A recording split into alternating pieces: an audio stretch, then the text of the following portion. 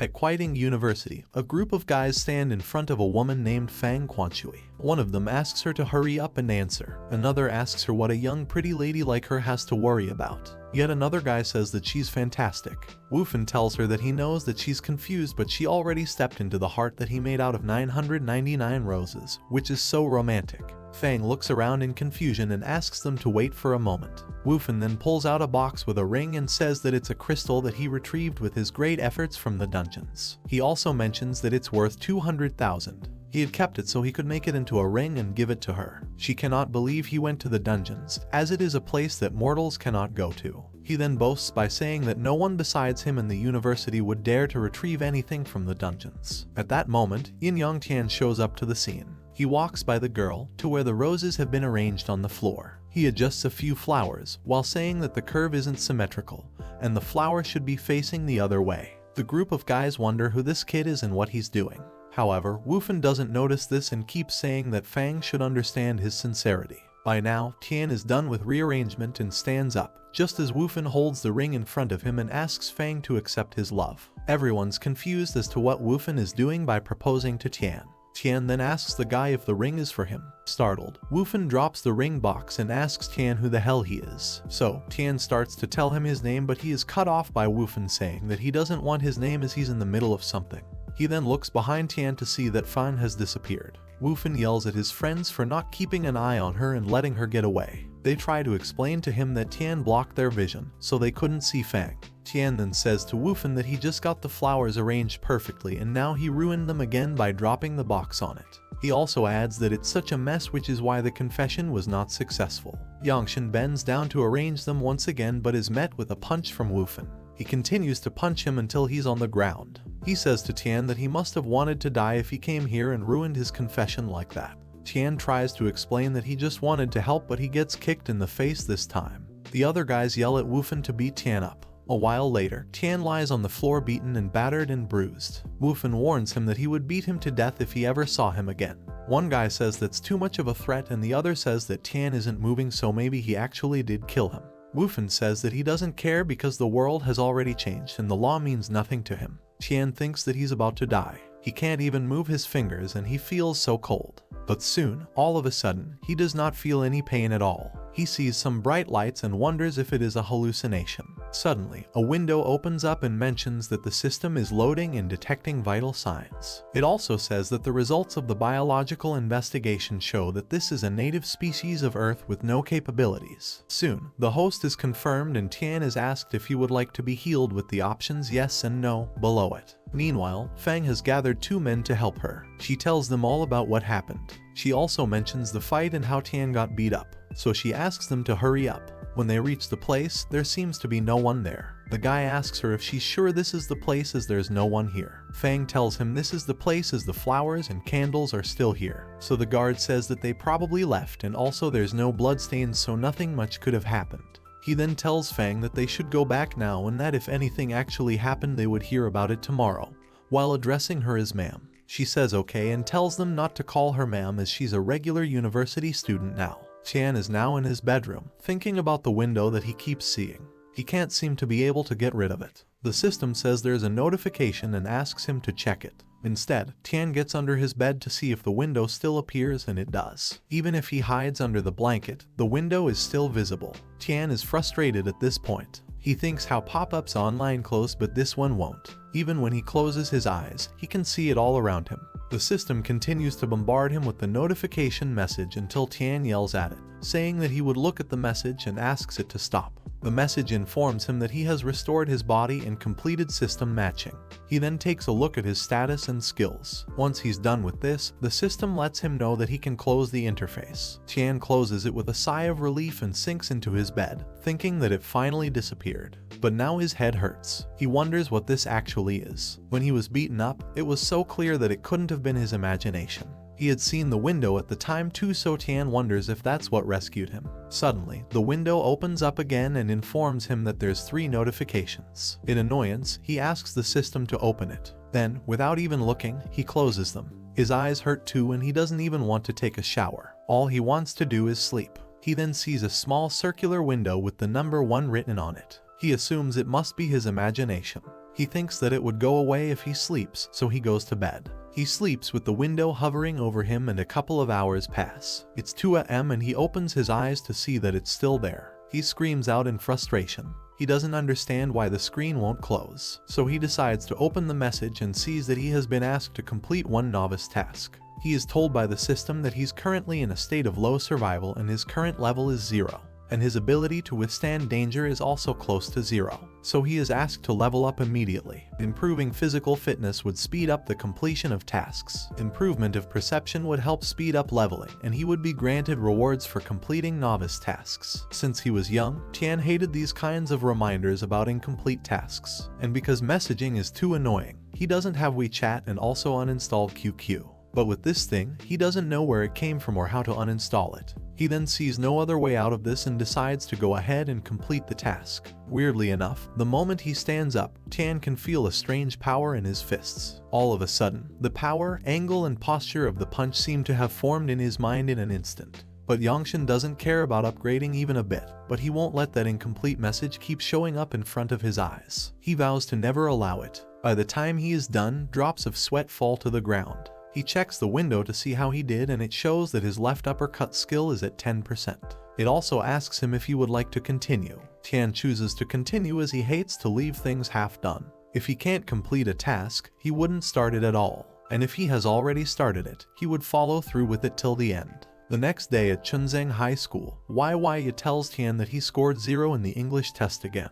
She demands to know why he won't study well in English class. Yangshan says he wants to study math and doesn't have time for English. She argues that he already scored 149 and is at the top of the class in math. Yangshan says it's still not the maximum score, so it doesn't matter if he's at the top of the class. He says he would only be satisfied if he reached the maximum score. She then says that if he continued like this, the English teacher would annoy him. So she offers to help him study English at her house after school. He says there'd be no need of that, as he doesn't want to study any other subjects until he gets a perfect score in one subject. Later, a punching bag is delivered to Tian's house. The delivery guy asks him if he would like it installed as well, as they provide installation service. Tian tells him that he's not used to people entering his home, so he would do it himself. Once the punching bag has been set up, Yangshan trains by punching it. 3 days later, more punching bags have been installed in his room and his knuckles are bruised. But Yangshan feels satisfied as it should have reached 100% now. But when he goes to check the status window, his left uppercut skill is at 300%. Since these requirements have been now completed, he is asked to reach the 10th stage of mastery to move on to the next level. This leaves Yangshan mad that even 300% still isn't enough. Later, YY knocks on his door and asks if he's alright as he hasn't been to school for the past few days. He opens the door to see an angry YY. She then asks him why he looks so pale just as he stumbles forward and falls on her. She immediately catches him and he mumbles that he's very hungry. So, YY takes him to a restaurant. There, she notices that even when he's starving, he is still so organized. When he's done arranging the fries in a row, he starts to eat them one by one, in order. YY watches this thinking he's still the same. After he finishes the food, he thanks her for taking him out to eat because otherwise he would have starved to death. So he asks her how he can repay her. She says they're close enough to not worry about that. Tian says he hates to owe people, so she thinks about what she could ask him. That's when she hears someone playing on the claw machines nearby. YY tells him that if he was able to catch something for her, she would consider it repaid. The girl who was playing the claw machine is angry as the toy keeps dropping. She notices Tian walk by and thinks to herself that he has such a powerful aura, so he must be a master. Tian plays the game and manages to grab a toy on his first go, but it soon drops. The girl feels disappointed at this, but YY asks her to keep watching. 5 minutes later, Tian has arranged the toys in one row. The girl comments that there's no point of arranging it if he can't even get it out. Then, Tian asks YY which one she likes. She says she likes all of them. So, Tian picks up a doll from the pile and when it drops, it pushes the other toys that he arranged and all the toys come out with it. Both the girls are impressed by his skills. YY keeps one of the dolls for herself and gives the rest to the other girl, who happily accepts them. Later, as they walk home, YY tells Tian that she heard that he got beat up by Wufan. so she asks him if that's the reason he hasn't been to school recently. He tells her that it is nothing and asks her not to overthink it. Once they reach her place, he tells her that he would see her in school tomorrow and wishes her a good night, while YY side-eyes him suspiciously. The next day, Woofin's guys tell him that the kid he beat up didn't actually die, but he hasn't been to school for the past couple of days. Woofin says that it was a smart choice for him to not come to school, and if he saw him here again, he would beat him up. Soon, YY shows up and warns Woofin to not trouble Tian ever again. The guys immediately burst out laughing, saying who does this girl think she is to warn them. Woofin tells her that the consequences of threatening him would be severe. He then says that since she's cute, he would forgive her now, but for that, she would have to go and play with them for a little while. Tian walks into school and his schoolmates around him whisper amongst themselves, saying that he's the guy that pissed Woofin off and got beaten up. Soon, he is given a notification which says that the novice task is now complete. So, as a reward, his perception and physical fitness have been increased by 1%.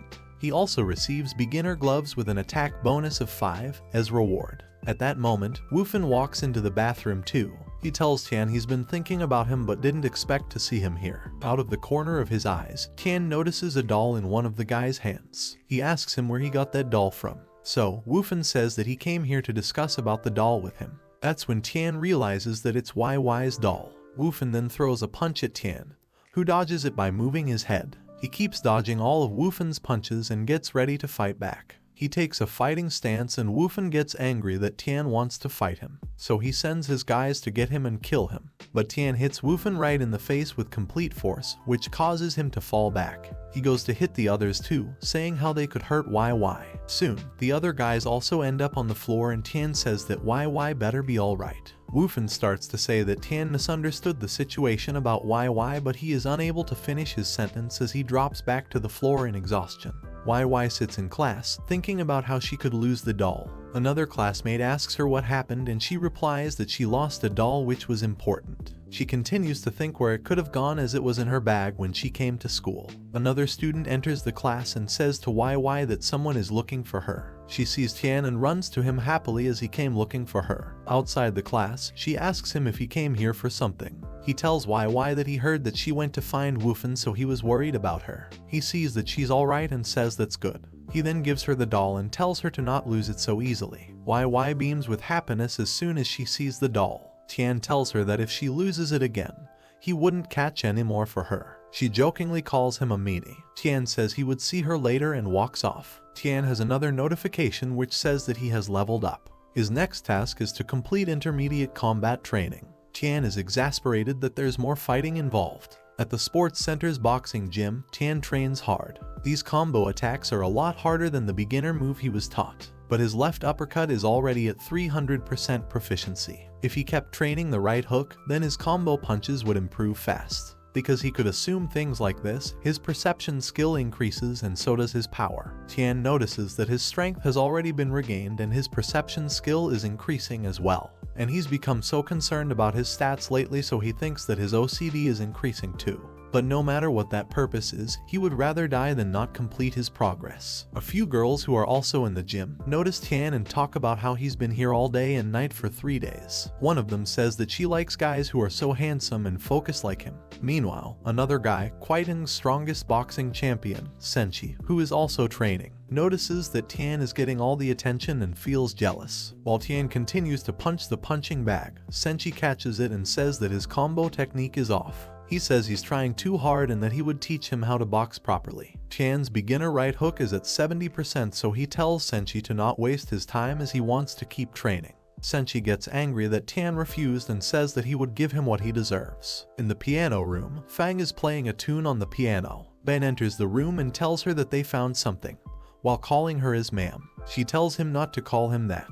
He then tells her that they found the guy that Woofin beat up and that his name is Yinyong Tian.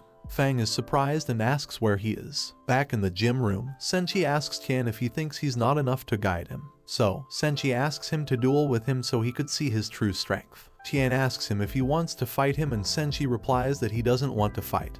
He just wants to train him. By now, people have gathered around them to watch the fight. They all wonder who Senchi's opponent is and one girl says that he's the weird guy with OCD. Fang also walks in to see what all the fuss is about. She wonders why Tian is challenging Senshi. She thinks that he might have a death wish. Fang thinks that Tian was like this even when he helped her out before. He was clearly kind and with good intentions, but his personality was too direct and stubborn, so he gets into trouble easily. Senshi notices that Fang is also here, so he decides to put on a show for her. Senshi raises his arm to throw a punch, and when he does so, his punch is blocked by Tian. Senshi is shocked as it feels like he just punched cotton. So now, invulnerability has been activated and Tian's combo attack progress has reached 8%. Tian says that combat training could level him up so fast, so now he would change his attention to Senshi. Senshi wonders what he's even talking about. The girls watch in confusion, thinking that the atmosphere is weird. As far as Fang is aware, Senshi's all-out punch can kill a cow, but this guy took it and even taunted him, so he must have some power. Then, a burly man named Bioji walks into the gym room saying that it sounds lively in here. Everyone is stunned at this sight of him. He then says that he would like to join the fight too. One day earlier, Wufan had gone to Bio and asked him to help him. Bio asks him what he would give him in return. He says he would offer no less than this ring to honor him. If Bio helped him, the ring would be his. Bio notices the ring and asks Wufan how he got the demon crystal, as that's something that's hard even for him to obtain. He asks Wufan if he's trying to fool him or lie to him. Wufan tells him he spent 200,000 in the black market for this and bought it especially for him. He also says that he heard somewhere that it came from the Fang family. Bio lets out loud laughter and says that he is so honest. Tempted by the ring, Bio agrees to Wufan's demands and says he would do it. The girls discuss that they should probably call security now, as these people are from outside school, referring to Bio and his guys. Senshi watches the girls freaking out and thinks that at times like this, he would be the one to protect people. So he asks Bio what his issue is and says they shouldn't involve other people. Bio, however, pays no attention to him and asks where Yinyang Tian is. He tells him that someone paid 200,000 for his life. Tian appears and asks him why he's looking for him. He also asks Bio if he's off-campus staff and why he's showing off here. So, Bio says that he honestly didn't want to come here, but he couldn't resist the demon crystal. Fang immediately recognizes the ring, and Tian understands that Wufan sent these guys as well. Bio asks his guys to surround Tian and not let him escape. Once he's surrounded, Senshi says that this is a school, so he wouldn't allow him to hit the students. He tells him that if he wanted them, he'd have to go through him. And before he can react, Senshi receives a hard kick from Bio while the other watch in horror, thinking that it could kill him. Senshi is now on his knees, coughing and struggling to breathe, and Bio aims to punch him, but before he can do so, he is stopped by Tian. Tian reminds Bio that he's not here to fight with Senshi, and asks him why there's always people looking for him. He suggests that they should just sit down and talk. Bio laughs and asks if he's scared. He then pulls out a stick and tells Tian to ask the stick if it wants to talk. He tries to attack Tian with the stick, but he immediately moves away skillfully. Bio tries again, and he's unsuccessful yet again. Tian keeps dodging, thinking that this isn't too hard. Bio is frustrated that Tian is pretty quick. He screams out in anger and says that he would make Tian cower. He presses on one end of the stick, making it extend, as everyone watches feeling shocked. The stick has extended into a sharp-edged spear. Fang asks Ben if Bio is a hunter. Ben tells her that he's certainly got fluctuating powers, but his awakening ability shouldn't be perfect. Several years ago, the world suddenly underwent a change and monsters started appearing.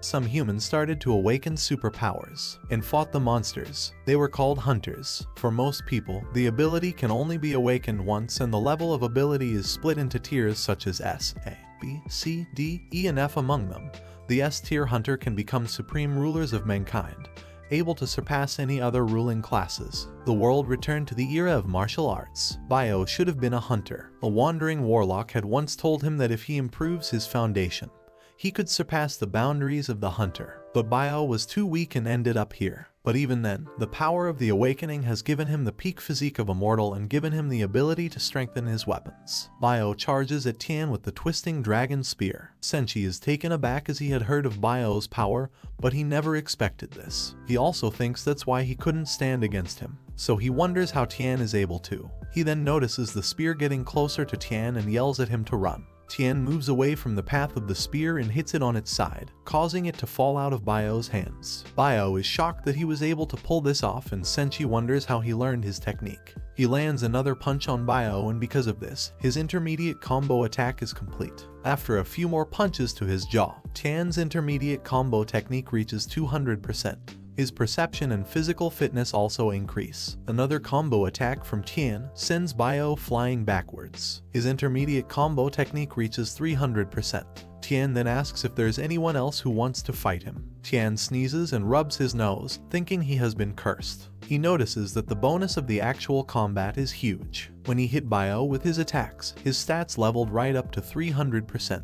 But then he received a new task to level up his sidekick. He is used to it, so he thinks that he should be able to complete it fast. Also, he has noticed something important recently. His perception is much higher than normal people. He thinks this is probably the truth behind his OCD. The stronger his OCD, the stronger his perception and the faster he levels up. He also discovered that by using his perception, he could spy on a perfect status novice skill and learn it instantly, like he did with Senchi's punch before. With this perfect status, his mastery could increase exponentially, and there seems to be no upper limit to it, so he can exceed 100% several times. If he kept practicing, he could even exceed 300%. Tian does not know what this system is or what it wants from him, but he believes that if he keeps completing tasks, it would eventually run out of them and he would be free of the pop-ups and free to live. So to get this job done, he would have to prepare his tools. Right now, he would need to use his perception ability to spy on different perfect status abilities he sees in the world. Then, he could complete the tasks faster. Tian keeps himself busy every day by waking up at 5 AM and training until 8 AM when he takes a shower. He then cleans the house and ticks off items on his to-do list. The list consists of reminders for him such as turning off the water heater, closing the windows, turning off the kettle, etc. Before he leaves from his house to go to school, he completes these tasks. As he heads to the elevator, an old lady advises him to make sure to always lock his door before he leaves for school. Hearing this, Tian is mortified and runs back to see if his door is locked or not. When he reaches school, Tian is exhausted, but he notices Senchi and some guys walk towards him in an intimidating way. Tian gets angry and wonders what Senchi wants, but they all bow to him and wish him a good morning while addressing him as boss. Senchi informs him that the boxing club members all unanimously voted to make him their new leader. He tells him that he hopes that he always leads them in the world of fighting. All the club members cheer and celebrate having a new boss. They call out to Tian in unison and ask him to teach them. Tian asks them to leave him alone and runs away from them. YY spots Tian and says hi to him, but Tian is busy running away from the boxing club. Other students watch this and wonder who Tian is because he has such a huge following. A girl says that he must be the descendant of the 4 families that she has heard about. Tian finds a place to hide and tries to catch his breath. That is when 3 men walk up to him and ask him if he's Yin Yang Tian. The one in the middle says that they are the messengers of the Fang family, and in this area of S City, they represent the Awakening Association. They had heard that Tian is a newly awakened hunter, so they invite him to join the Fang family training group, to enter the group of their hunters. In order to retrieve treasures from the dungeons and keep themselves safe, the Fang family's army is made up of hunters. Tian is confused about what a training group is and what hunters do.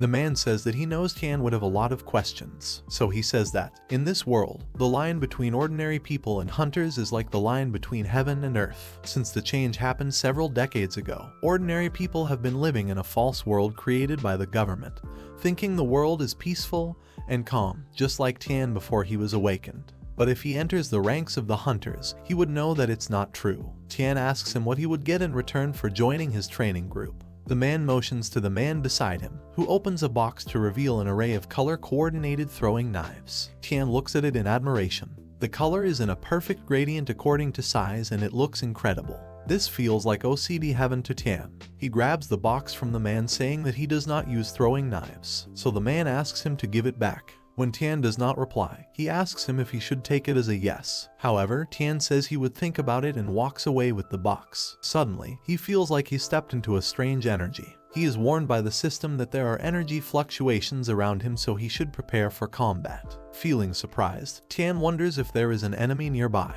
He then sees a man standing not too far away. Tian assumes it might have something to do with him. The next moment, a serpent appears before him. Holding a pocket watch, the man says that the test begins now. The creature emerges from the ground, leading to Tian falling back and dropping the box of knives. It is a giant python, which is a D-tier creature. Its ability is Venom Attack. The venom is acidic and highly corrosive. Tian runs away from the giant python until he smacks into a barrier. He is notified that it's a man-made barrier and only a B tier or stronger skill would allow him to pass through it. Tian now faces the python and he wonders how a creature like this could even exist. He thinks that he must be dreaming or this is just a hallucination. The snake hisses at him and releases a poison that stinks. The poison triggers beginner gloves, invulnerability. Soon, the giant python is within inches of Tian's face, but before it can strike him, Tian escapes. The man who set all this up thinks that Tian appears to be in school, but he is actually in the Magic District number 173, which is dozens of miles away, and the giant python in front of him is very much real. If Tian relaxes even for a moment, he would be eaten. He thinks that it would be interesting to see how long Tian would last. As he keeps dodging all of the python's attacks, Tian thinks that he can't go on like this. He would have to fight back. So he runs towards it and smacks the giant python. However, he ends up hurting his own hand instead as the snake's skin is very tough. His 300% attack did nothing to the snake, and its venom acts as a good shield for itself too, so he runs away because he has no weapons with him, until he spots the throwing knives he had been given earlier. He immediately jumps down to pick one up. He is tired of running, so he decides to try using the knives. He jumps closer to the python and attempts to stab it, but the scales of the snake are no match for the knife. The man watching this thinks how Tian is too soft and not strong enough. He assumes that Tian would be an F-tier hunter at best or maybe even lower. He is surprised that he was handpicked by the representatives as he seems mediocre. He says it would not be his responsibility if Tian decides to walk away. Meanwhile, Tian is not able to break the python's defense no matter how close he gets. At first he was terrified, but now he just wants to fight this snake. He thinks of using his perception skill to find the python's weakness, so he tries to attack the snake in the same place he had stabbed it before and it works. The snake then twists itself and tries to attack Tian. The man immediately shoots up and pushes Tian away and asks him to watch and learn. Within moments, the giant python has been sliced into pieces by the man after he uses his powers. Tian can't help thinking how strong this man is. He then notices the knives scattered on the ground and picks them up. The man appears in front of him and introduces himself as Fang Dun from the Fang family. He says the Fang family is the birthplace of the strong and the nurturing place of the supernova, and as they get stronger, they get more responsibilities and fight creatures like this every day. He asks Tian what he thinks, while thinking that he would definitely reconsider this because of his use of a D-tier snake. Tian notices that Fang Dun has perfect status, so he immediately tells him that he wants to catch them all too and be the best. Tian thinks that if the Fang family is a place of hunters and many strong people gather there, so it should be a good place to see perfect status techniques. And then he should be able to learn from them and level up fast and get rid of the system easily. Fang Dun is stunned upon hearing his reply as he had expected Tian to back out. YY worriedly goes around the campus looking for Tian. She then spots him and is surprised to see him talking to Fang Dun. Fang Dun tells Tian to not forget about tomorrow and leaves. When Tian sees YY, he asks her what she is doing here. She says she was looking for him and asks if Fang Dun was troubling him. Tian says he's fine and YY argues that his clothes are dirty. He tells her that he fell and Fang Dun helped him up. She immediately rushes to him to see if he's injured. A few minutes later, after she is done checking, she asks him why his heart is beating so fast. She asks if that means he has internal injuries. Tian says in his mind that it's because she's so close to him. He hates being too close to people. He always preferred to stay a meter away. Just thinking about being near someone else's breath made him crazy. He feels suffocated just thinking about it. But when he looks at YY up close, she does not seem dirty like most people. She looked pure to Tian. She tells him to not be scared and let her know if something is bothering him. He tells her that a girl like her shouldn't spend her time worrying about others and that he could deal with his own problems. She realizes that Tian is in his complaining mode again. Tian then lectures her about how she went up to Wufan, which was very dangerous. He asks her what she would have done if he tried to fight back. He then asks her how she knows about the Fang family as she had just mentioned it to him. Meanwhile, someone hides behind a wall, listening to their conversation. YY tells Tian that she knows about the Fang family because they are quite famous. The Fang family is one of the top 4 clans. Located in City C, it has become a supplier of dungeon resources for the Ministry of Defense of Country X. It is a force to be beckoned with, controlling 10% of the dungeon resources of Country X. Fang Quanshui is welcomed and greeted by men as she steps out of her car. When she enters the building, she is greeted by more staff, who bow down to her. Fang Dun spots her and thinks that she looks very elegant and like a goddess today. Fang Quanshui asks Fang Dun if he met Tian and she also wants to know what he said.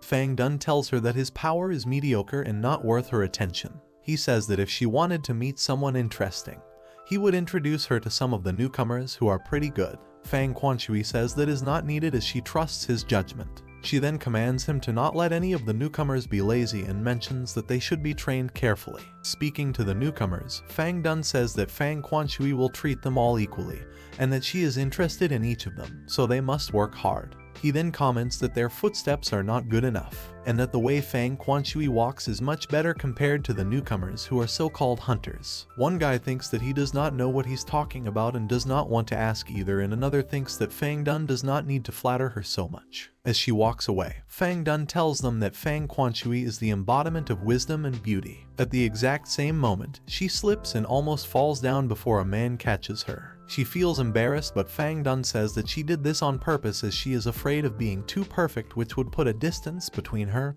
and the newcomers. And this is what was called wisdom. The head of the Fang family, Fang Daxang, waits in his office. Miss Fang runs in happily to see her father and says that he's back from Gyeonggi. He asks her who would look after all this if he didn't come back. She says that she still has to study or she won't have any specialty. Daxang asks her why she wants to go to an ordinary school when she's so well off. He even has everything organized for her. She tells him that she is just an ordinary girl and not a hunter. Fang Daxing tells her to relax and that the family business will soon be all her responsibility. He says that managers like them do not need to worry about their strength but rather their mind, making sure they can convince people. He also says that he has already found support candidates for her, and Master Fang Mang and Fang Jia would help her with it. She sheepishly says that she would see. He then tells her that he heard that she was interested in someone recently and sent Fang Dun to find him. He advises her that Fang Dun is scary and so she shouldn't send him to meet people as he would scare them away. She says that Fang Dun was the one who said he would go, and he had even sent a D-tier creature to test him and Tian had been able to hold his own. She also adds that if he gets scared by Fang Dun then he is not worth it anyway. But Fang Quanshui has a feeling that there's more to Tian than meets the eye. She is excited to see what surprises he has in store for her. That weekend at the Fang family training field, Tian goes around the place and thinks there are so many people here, and they have all brought expensive-looking weapons. He decides to keep his distance as some of the people look dangerous. He overhears a conversation between two guys. One of them asks the other if all these people here are newly awakened people from different provinces. The other guy replies that they are, and that all the resources from the dungeons are controlled by the 4 major clans. If one wasn't part of the major clans then they could only hunt in the areas of the dungeons not owned by them. And there are not that many treasures in these places and it was dangerous as well. Tian has a card with the number 208 on it. It is announced that all those who have received a number should come for evaluation, according to their number, out of the ability tiers, which are S, A, B, C, D, E, and F. F is the lowest. After awakening, the level is fixed, and there are only a few people in the world who can awaken their abilities. Out of those who manage to awaken, 90% are at F tier. Hunters who are at D level and above make up just 1% of that number. The number of S tier hunters worldwide is close to none. There may not even be 10. But they are powerful enough to control an entire country. In fact, the military of country M is subject to a foreigner, the only S tier hunter of X country, G Boni. Tian waits in the queue for evaluation. When it's his turn, he is asked to place his hands close to an orb to test his power. So Tian brings his hand close to the glowing orb and an F appears on it, with a blank below it to suggest no occupation. Tian is surprised that he is just an F tier. Tiers below E were considered weak and would not be granted an occupation. From E onwards, occupations would be divided into warriors, mages, archers, assassins, summoners, and healers. 2 other guys who also just finished their evaluation make a scene out of being E tier summoners. One of them says that he thought he would at least be a D tier as he had summoned a great wolf once. The other guy says he can turn invisible for 5 seconds and other people had always thought he would be in a tier. Tian wonders why they're showing off. Then, another guy named Zheng Quan is evaluated as a D-tier berserker, and everyone watches in awe. Tian pauses to think while the 2 guys shrug and say that's life. Tian then checks his window where the progress is still at 1%.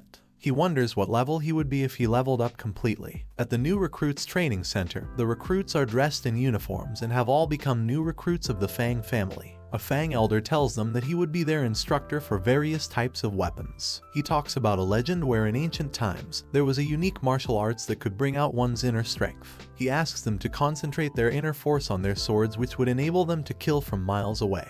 He says that even though they're all awakened hunters, their powers are nothing like the inner strength of those legends. And besides their abilities, the only way to wield their weapons is their true power. He explains that the differences in angle strength and speed could all affect their destructive power. He demonstrates with a smooth swing of his sword and slices bamboo shoots into pieces. Tian notes that this move is perfect status. The rest of the recruits also watch in amazement. Tian watches him demonstrate with a spear this time, and yet again, it's perfect status. He then uses an axe and other such weapons, all of which are perfect status. Tian feels happy as he could learn these from him to level up. At the weapons training hall, two guys are exhausted and complain about why they have to practice with weapons when they are mages who have been assigned to logistics. Fang Dun hears this and smacks them, asking how they could ignore the Fang Elder Swords. He tells them that if they could not wield a weapon, not even the logistics team would want them. He yells at them to go train properly, and they both run to do so. Meanwhile, in another corner of the room, Tian practices diligently. The system keeps reminding him to practice the posture correctly over and over again.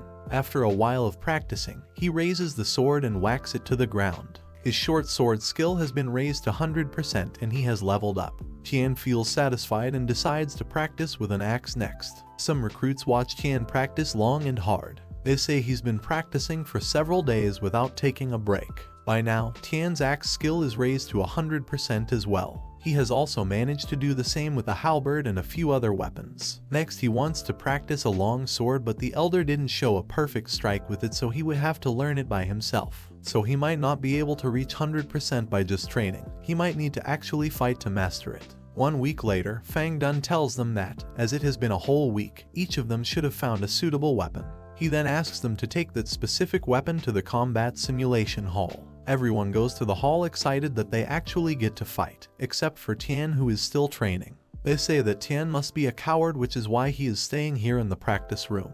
It is said that after most hunters awaken, their abilities cannot be changed, so further practice is not required. What everyone pays attention to is killing monsters and using the rewards gained from them to buy equipment to improve their strength. They think that this is the only way to progress. No one knows how to improve their abilities, and they don't think about the relationship between refining their moves and improving their abilities. Two recruits walk towards the hall while talking about Tian. One of them says he's an F-tier idiot, just swinging weapons in the training room, without knowing what he is doing. The other guy says that he is just a teacher's pet. The other recruit replies that this is just an opportunity for him to get the attention of the instructors. He also says Tian's just been chosen by one of the masters of the Fang family personally, and there's nothing more to it. Fang Chunyi, who was passing by at the time, hears this and asks them if they really have people like that training here. He says Fang Dun is getting more and more stupid. Zheng Quan is walking right behind him. Fang Chunyi notices him and asks him why he's behind him and if he has something to say. Zhang says that he's a new D-tier berserker. He then says that everyone knows Zhang Chunyi is one of a kind in the Fang family and will be getting married to the family leader's daughter. He then bows to him and says he wants his help. Fang Chunyi calls him smart and agrees. He says that since he's D-tier, he could join his team directly next month, so he wouldn't need to waste his time training here, and Zhang is grateful to Fang Chunyi. Tian is still practicing with his long sword until he reaches 100%.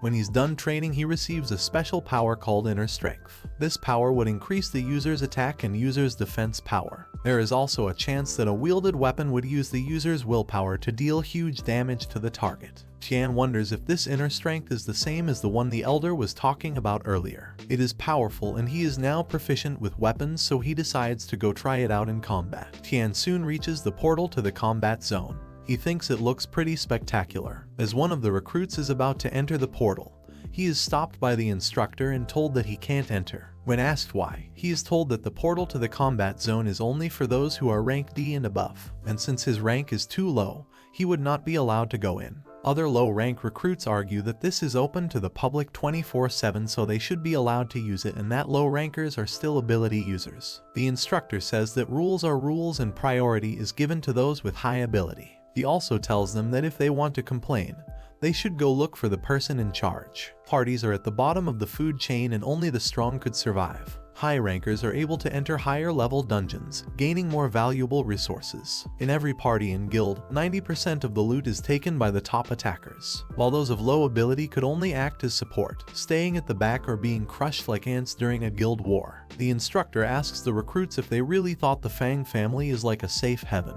He also mentions that they always ensure strong recruits get priority. He then says that if they want to blame someone, they should blame their mothers for birthing them without strong abilities. The rest of them decide that they are just unlucky and leave. However, Tian stays back and thinks how they can just expect low rankers to just accept they're unlucky. So, he goes up to the man and asks him what if a person's true ability is not that of an F rank. The man calls Tian a brat and tells him not to bother acting cool. He says that before an actual combat, many beginners will believe that they are not just an F rank, only to enter and be proven wrong. He also says that trash like Tian who enter are only seeking death. Suddenly, a hand appears out of the portal. A guy pokes his head out and says that he needs people. He says he urgently needs tanks and asks them to follow him quickly. The instructor recognizes the guy to be from the Zheng Quan party. He asks him if he encountered any issues. The guy says they are in trouble so they need people immediately, and also says that Zheng has promised to give a reward. Tian says that is nice and volunteers to go. He asks if there is anyone else who is willing to join, as the more people there are, the better it would be, and a couple of people agree to join.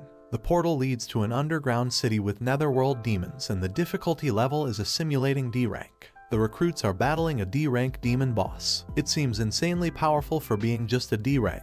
Not only does it have combat skills, it also knows magic. The boss is this strong and lesser demons keep spawning. One of the guys asks Zheng Quan if they should just head back as they should not take such risks, because even though they wouldn't die in this simulation, the senses are 100% real and too much simulation could cause a person to go insane. Another guy from the party also agrees to this and says that he heard that one of the newbies before broke his leg in the simulation. Even though his leg was still there without any injuries, he could no longer use his leg. Zheng remembers how Fang Chunyi had told him earlier that if he performed outstandingly in the D-rank underground city, he would let him be a captain. So he tells his party to not give up and keep going if they are men.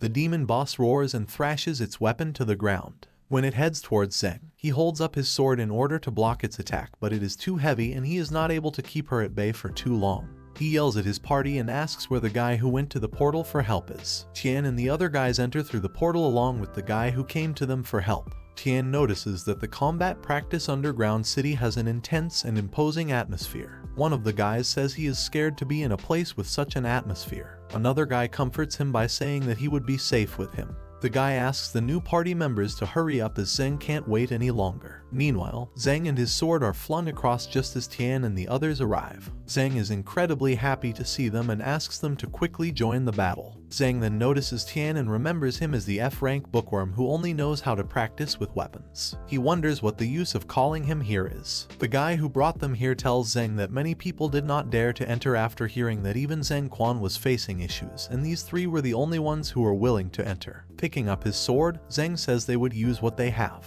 Zheng orders two of them to flank the left and right side of the boss to attract its attention. Tian and two others are ordered to just stay in the surrounding and clear the lesser demons. The demons just walk about and the guy fearfully wonders what he should do. He is then told to attack those lesser demons or else they would interfere with their fight with the boss. So Tian realizes that the lesser demons won't attack them unless they show hostility. Tian takes his sword out of the sheath and the demon notices this and closes in on him.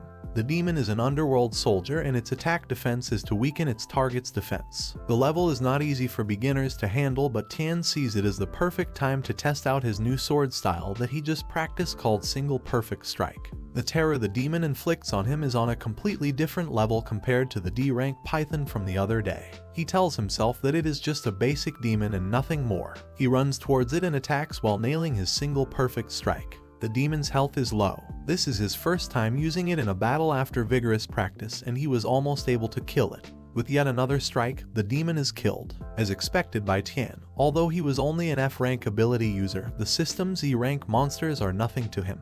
He is now confident that he could even challenge the Python from before. Tian comes across yet another demon and attempts to slay this one as well. The other recruit watches Tian in action. Tian seems so calm and relaxed to him, so he wonders if the demon is actually weak. And since he is an F rank as well, he wonders if he would be able to fight it too. So he hesitantly goes up to the demon and hits it on the back with his staff. It turns around and growls at him, leaving the guy feeling scared. Tian then notices what's going on and tries to help his fellow party member out. He advises him to not panic as a demon of this level is not that difficult to face. He also tells him to not be intimidated by its aura. He then tells him to stay behind and watch how he deals with it. In the meantime, Zheng is battling the boss monster. He is frustrated that even after fighting it for so long, the monster's sword radiance is getting stronger and stronger, so he decides that he has no choice but to use his last resort. So he immediately activates Iron Blood. Among the 10,000 D rank hunters, only Zheng had this ability, which instantly increases his defense and power. He orders everyone to attack with him, thereby dividing the boss's attention and block its attacks. So they all rush forward towards the boss to attack it.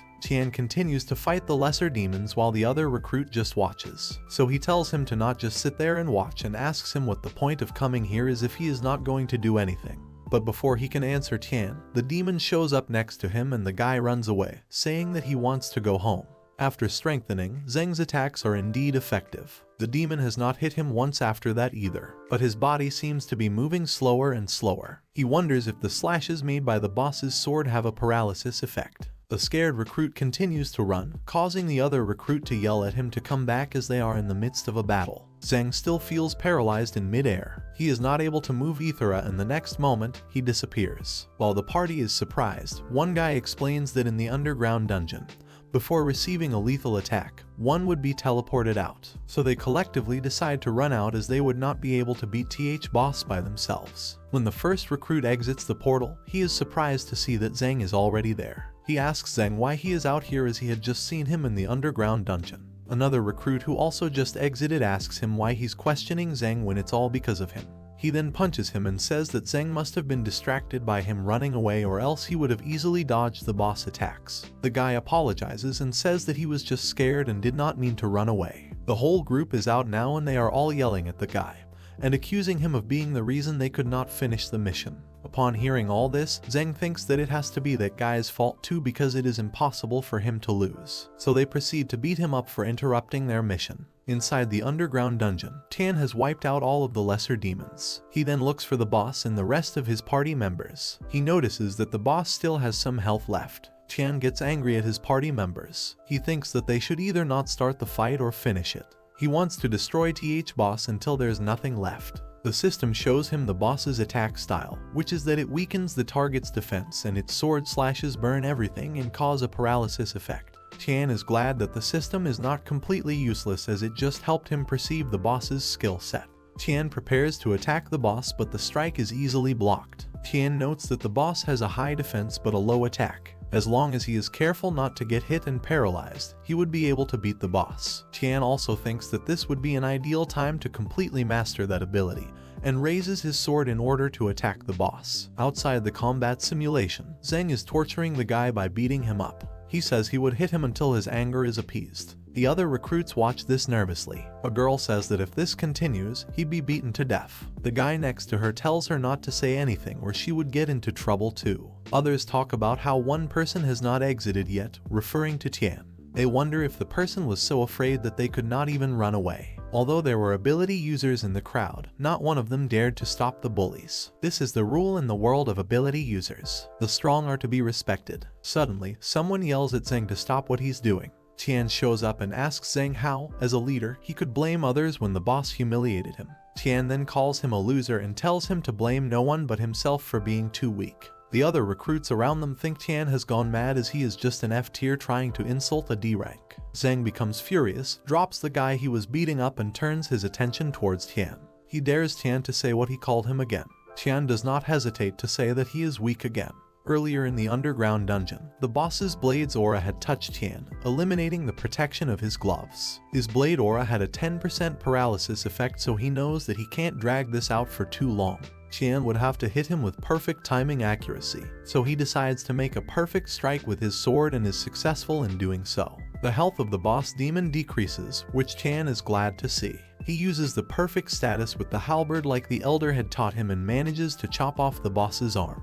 Next, Tian uses the axe and perfectly copied the technique that the elder had shown him. He cuts through the demon's head in half. The bar seems to be empty, so Tian is happy that he finally did it. But all of a sudden, he feels his body getting paralyzed. Earlier, the system had informed Tian that he would have to be in a near-death state to be able to activate internal force. And since the internal force conditions have now been met, it is activated. Because of this, full protection has been activated and his attack power and defense power is increased by 25%, and there would also be a chance that the user's willpower would be imbued into his weapon, causing huge damage to the target. Upon internal force activation, the current negative effects are also removed. Once he has defeated the demon boss, Tian spots an object on the ground. It is a reward for beating the boss. The skill book is Nether Swordsmanship. To attain these skills, all he would have to do is smash the object. So, Tian crushes it and immediately, an aura erupts from it and surrounds him. The system shows that he has earned new combat skills called Uppercut and Combo Punch, novice-level weapon skills of weapons such as Long Sword, Short Sword, Halberd and Axe, and intermediate-level special abilities called the Nether Swordsmanship.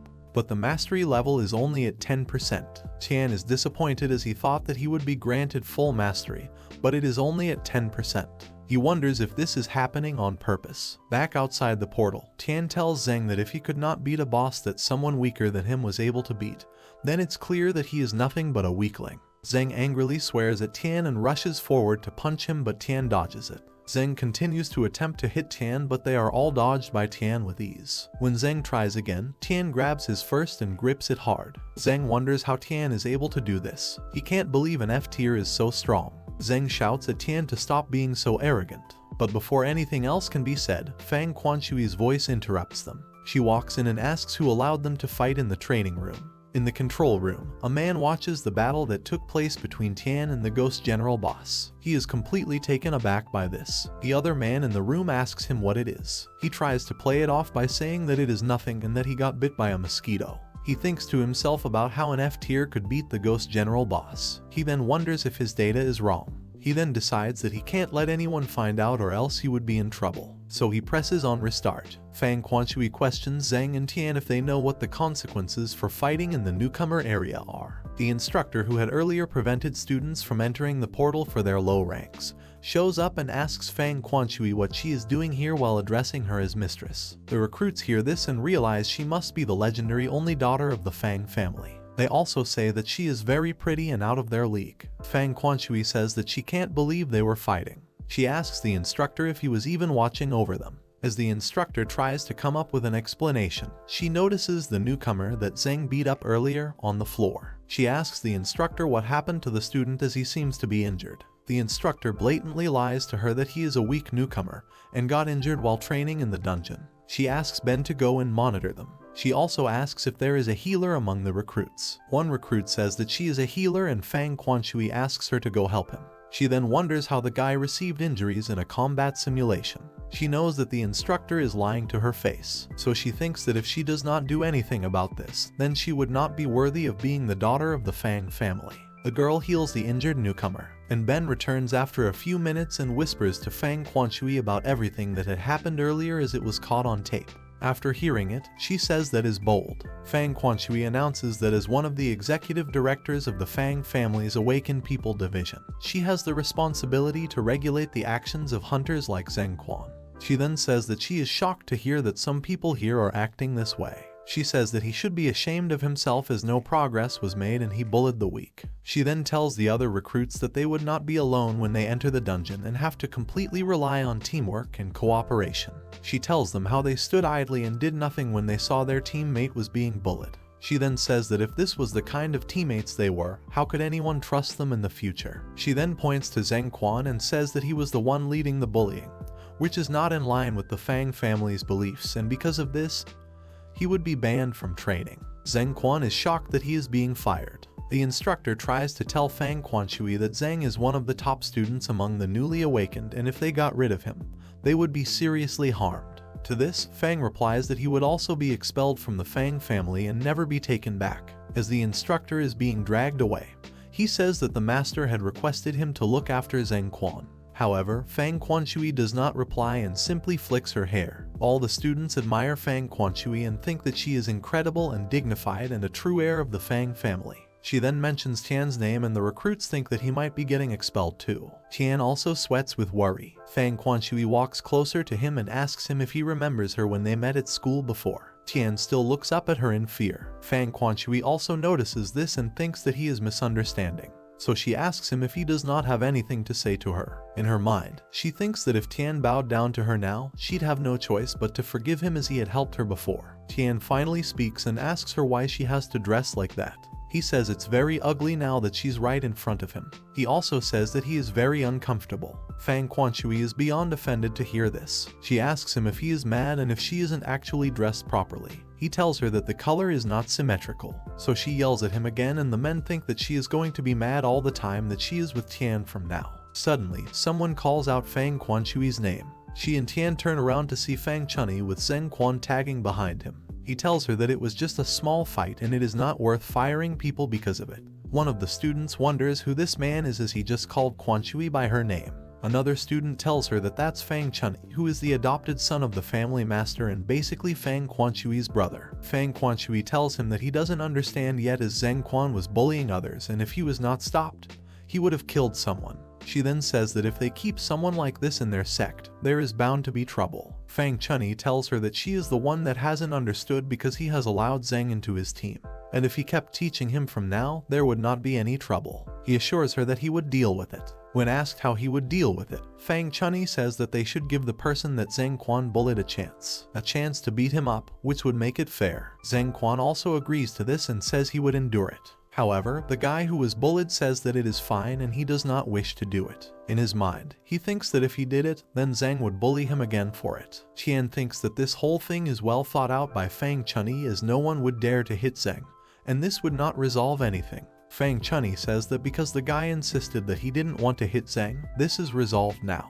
But to everyone's surprise, Tian says that he would do it for him. Fang Quanshui questions him while saying his name, and Fang Chunyi says that the name sounds familiar. So Zheng lets him know that this is the guy who got chosen personally by the representatives. Fang Chunyi thinks that Tian is bold and he's also got someone who's powerful backing him. So he tells Tian that this is awkward because Zheng did not even bully him, so he shouldn't be the one to hit him. He advises Tian to not get involved with this. Tian then says that he does not care even if Zheng fights him back, but he just wants to finish their fight. He also says that if he lost, he would leave, and if Zheng lost, he would have to go. Fang Chunyi agrees to this and says he does not have a reason to refuse. Fang Quanshui asks Tian if he can actually do this because Zheng is a D rank. Unable to look at her, Tian closes his eyes and replies to her. He says that he has to do this so Zheng would not bother them any longer. Seeing this, she angrily asks him why he's doing that, and Tian asks her to stop coming closer to him. Fang Chunyi wonders what's going on here as he had just heard them arguing a minute ago.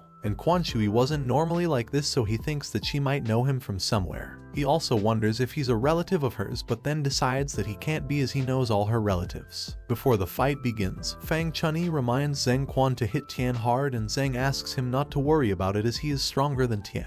Soon, the fight between Zheng and Tian takes place, and the other newcomers cannot seem to believe that Tian is just an F tier, and he is able to hold his own against Zheng Quan. He's able to swiftly dodge every single one of Zheng's blows. The recruits can't understand how Tian is able to still be standing after so long despite going against a D rank. Soon, Zheng enters a state of blood rage and is desperate to kill Tian. He continues to attack him but is unsuccessful. Tian realizes Zheng is really out to kill him and decides to test out his new ability called Nether Swordsmanship. So, Tian gives this new skill a shot, and within moments, Zheng's strong sword is sliced into pieces. Zheng is absolutely shocked and wonders how Tian broke his sword like that. The other recruits cannot believe that an F tier was able to beat a D tier. They are all amazed that Tian won against Zheng Quan. Fang Quanshui tells Fang Chunyi that Tian is a lot stronger than he thinks he is. Fang Chunyi doesn't reply to this. He thinks about how there was a weird, ghostly aura around the blade, which increases the cutting power. He recognizes it to be Nether Swordsmanship, which Tian could have only received from defeating the Ghost General. He then thinks that there's no way Tian could have defeated it as he's just an F tier, so he questions if the entry test was incorrect. Fang Chunyi then says that he did not realize how pathetic Zheng Quan was, and so he would remove him from his raiding party. He then goes up to Tian and says that the entry test must have got his power level wrong. He also says he wants to take Tian to get tested again so they don't underestimate his abilities again. Tian replies to him by saying that he doesn't care about what power level he is and that he doesn't need a rank title to prove his strength. Fang Quanshui convinces him to take the test again too, as she believes his result was wrong as well. She also says that if he gets a higher result, he would be able to enter the higher tier dungeons, enter the raiding party, and it would overall be more convenient. Fang Chunyi also informs Tian that he could make sure Tian gets into a raiding party if his strength is really that high. In the testing room, they wait for the results. Soon, the results show that Tian is just an F tier. The person conducting the test also says that he is really an F tier, and his readings are very ordinary. Fang Quanshui says that the test must be malfunctioning.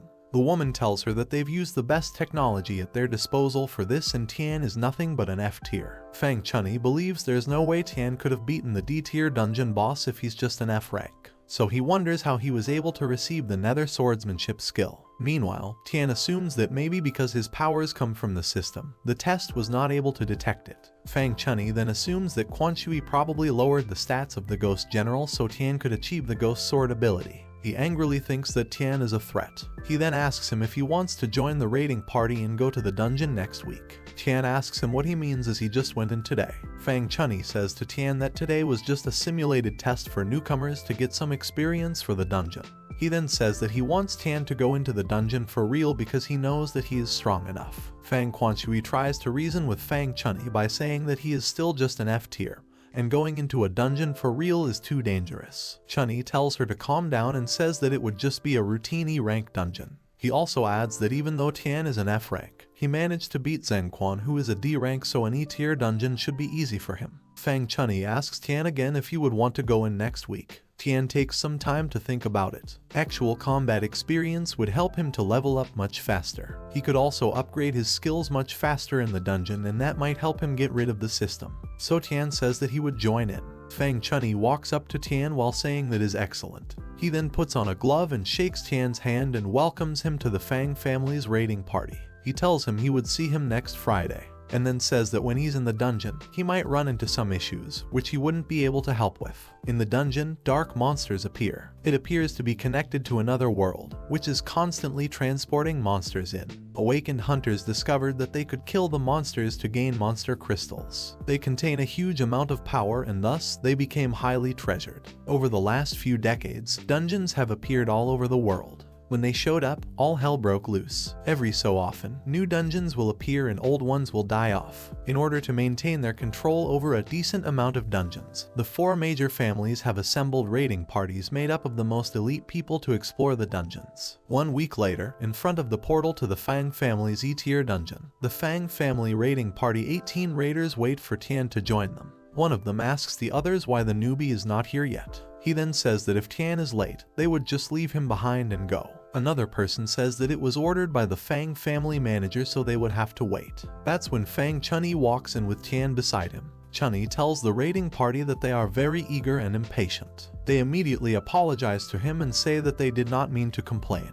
Chunni asks them to not worry as he is not scolding them. He tells them that he has brought Tian with him. He introduces him as an F tier and asks the rest of them to take care of him and make sure no accidents happen to him.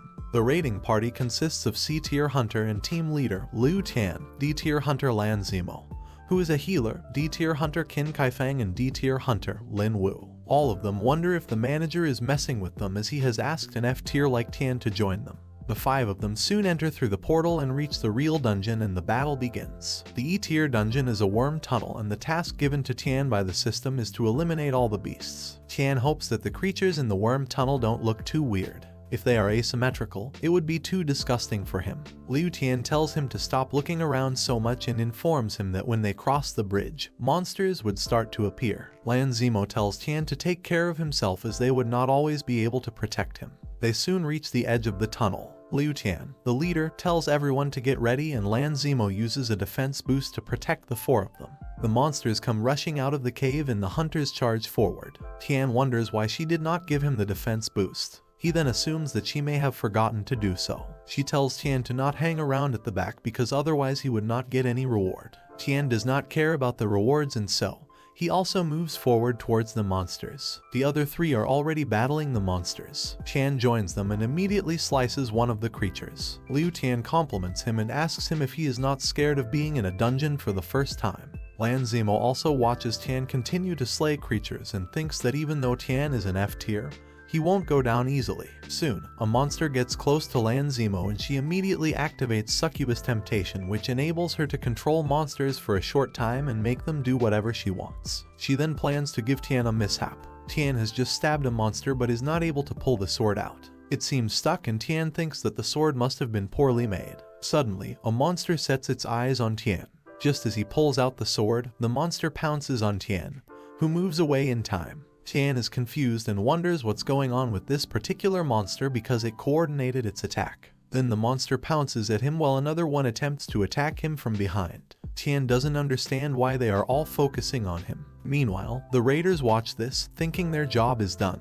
It was a monster that killed Tian, so not even an autopsy could prove that it was them. But to everyone's surprise, Tian rises back up whilst using nether swordsmanship, ghost entanglement. He twirls the two monsters among themselves and then easily chops them up with one move. When he's done, he asks the rest of the party if they're done and if there's any more beasts here. Still taken aback by what happened, Liu Tian tells him that they are done. Tian notices that the monsters in this dungeon dissolve when they're dead. He was ready to clean up the corpses, but they seem to disappear on their own. So he tells them to lead to the next level as they know the way. Liu Tian leads them through one of the tunnels, saying that this would be the way to go and fight the boss. Tian asks them why they are not going through the other tunnel, as he had seen monsters coming out of that tunnel before. Liu Tian tells him that way has only smaller beasts, and if they went this way, they could meet the boss. So going that way would be pointless. So Tian tells the group to go that way and fight the boss, and that he would go the other way. He says that he would not be comfortable until the dungeon is completely cleared. Lan Zimo asks the other raiders if Tian noticed her actions and decided to go separately on purpose. Liu Tian tells her that he doesn't think Tian is that perceptive. So to find out, he asks her to go with him. If Tian refuses to allow her, that would mean he figured out what she did earlier. And in that case, they would have to kill him themselves. If Tian doesn't object, that would mean that they're clear and Lan Zimo could kill him by herself. She agrees and follows Tian and tells him that she would accompany him as it is dangerous to go alone. She also says that she is a mage, so she could help treat his injuries and give remote assistance. Tian says he does not really care and asks her if the others do not need her help. She says that this E-rank dungeon should not be an issue for them at all because they're C and D rank hunters. Because Lan Zimo has not returned, Liu Tian tells the others that Tian must not have found out, so Lan Zimo would find a way to get rid of him. He then says that they should go fight the boss and not delay their payment. Tian and Lan Zimo soon enter a dark portion of the tunnel. Tian says that they should have brought torches. Lan Zimo tells him to not worry about it because she can take care of it. Her wand acts as a light source illuminating the dark tunnel. They are finally able to see the creatures, which are man-eating ants. Tian asks her to keep the light on and races to slay the ants. Within moments, he is able to fight off a couple of the man-eating ants. This dungeon seems far too weak for Tian.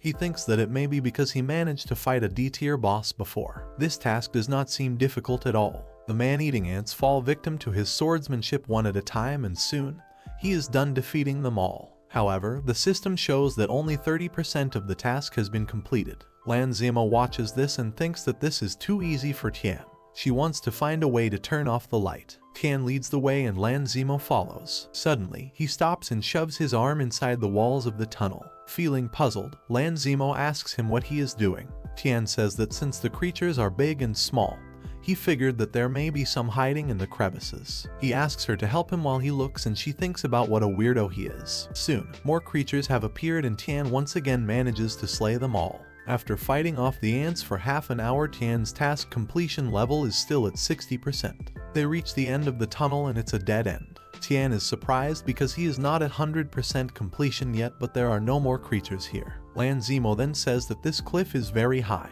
Tian agrees, but before he can complete his sentence, she gives him a shove from behind.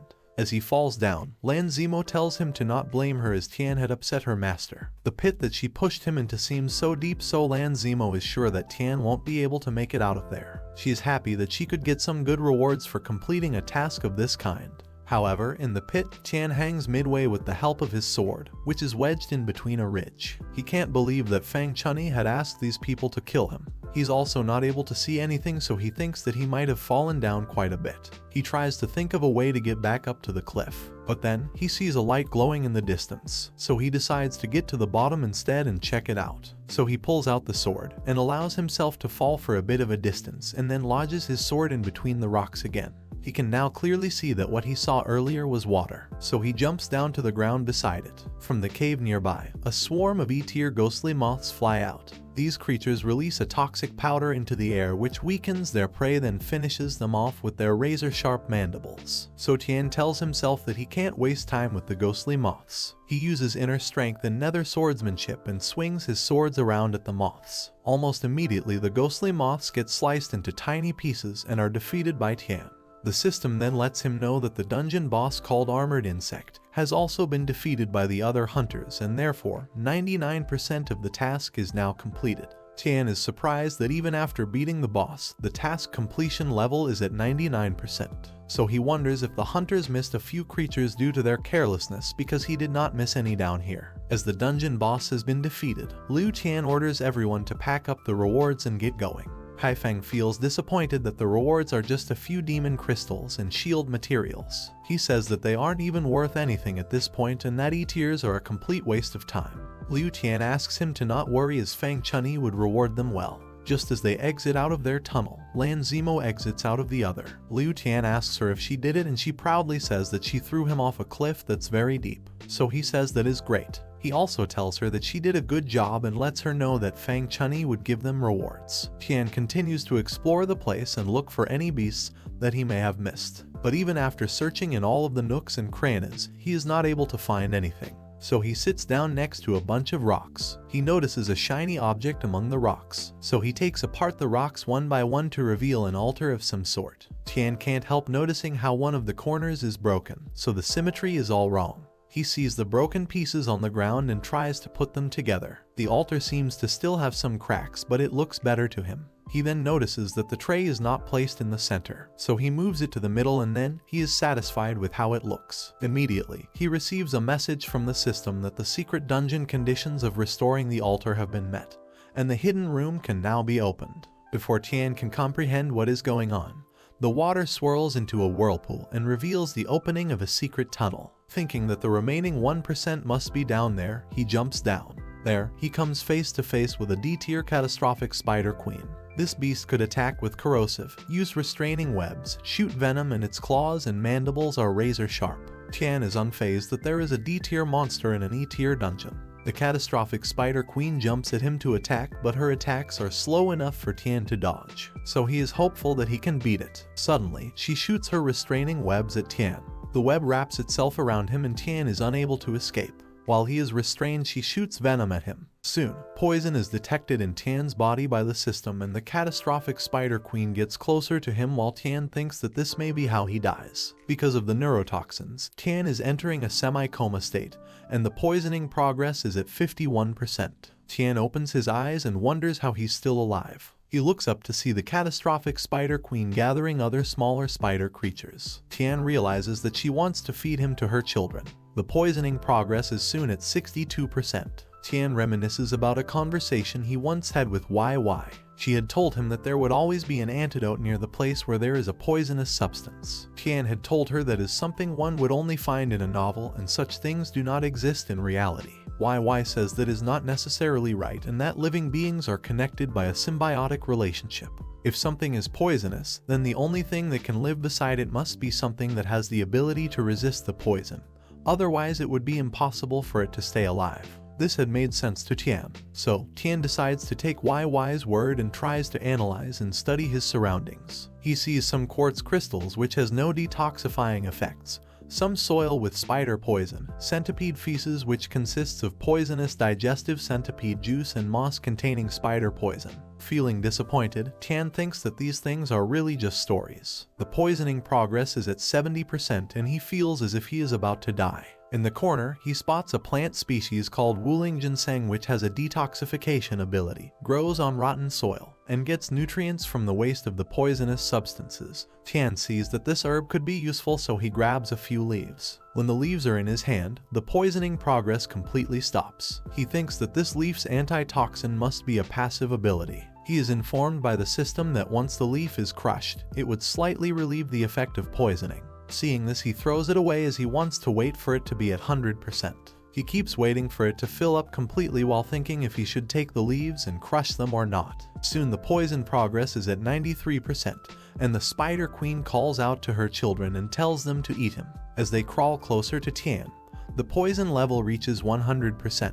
Because he has collected 100%, Tian has gained permanent resistance to this poison. Tian is amazed as he thought he was going to die. He didn't know that the system would have this kind of function. Tian then plucks some leaves to crush them. He also grabs his sword and kills some spiders. Tian now feels refreshed as the poison state has also been removed. However, the spider queen is furious that Tian has killed her children. She shoots out her restraining web at him again, but this time he dodges it and cuts it with his sword. While dealing with huge monsters like the Spider Queen, The scope of its attacks could be limited while fighting in close range, so Tian gets closer to her. When he is right under the Spider Queen, he pricks her with the sword and dashes forward in order to cut her open. This angers the Spider Queen, who shoots out more restraining webs to the ceiling of the cave. So Tian plucks some more of the ginseng leaves when suddenly he feels something hurt his leg. It's the children of the Spider Queen. Tian slices this one too, once again making the Spider Queen furious. It doesn't take too long before she transforms herself into a catastrophic giant spider woman berserker form.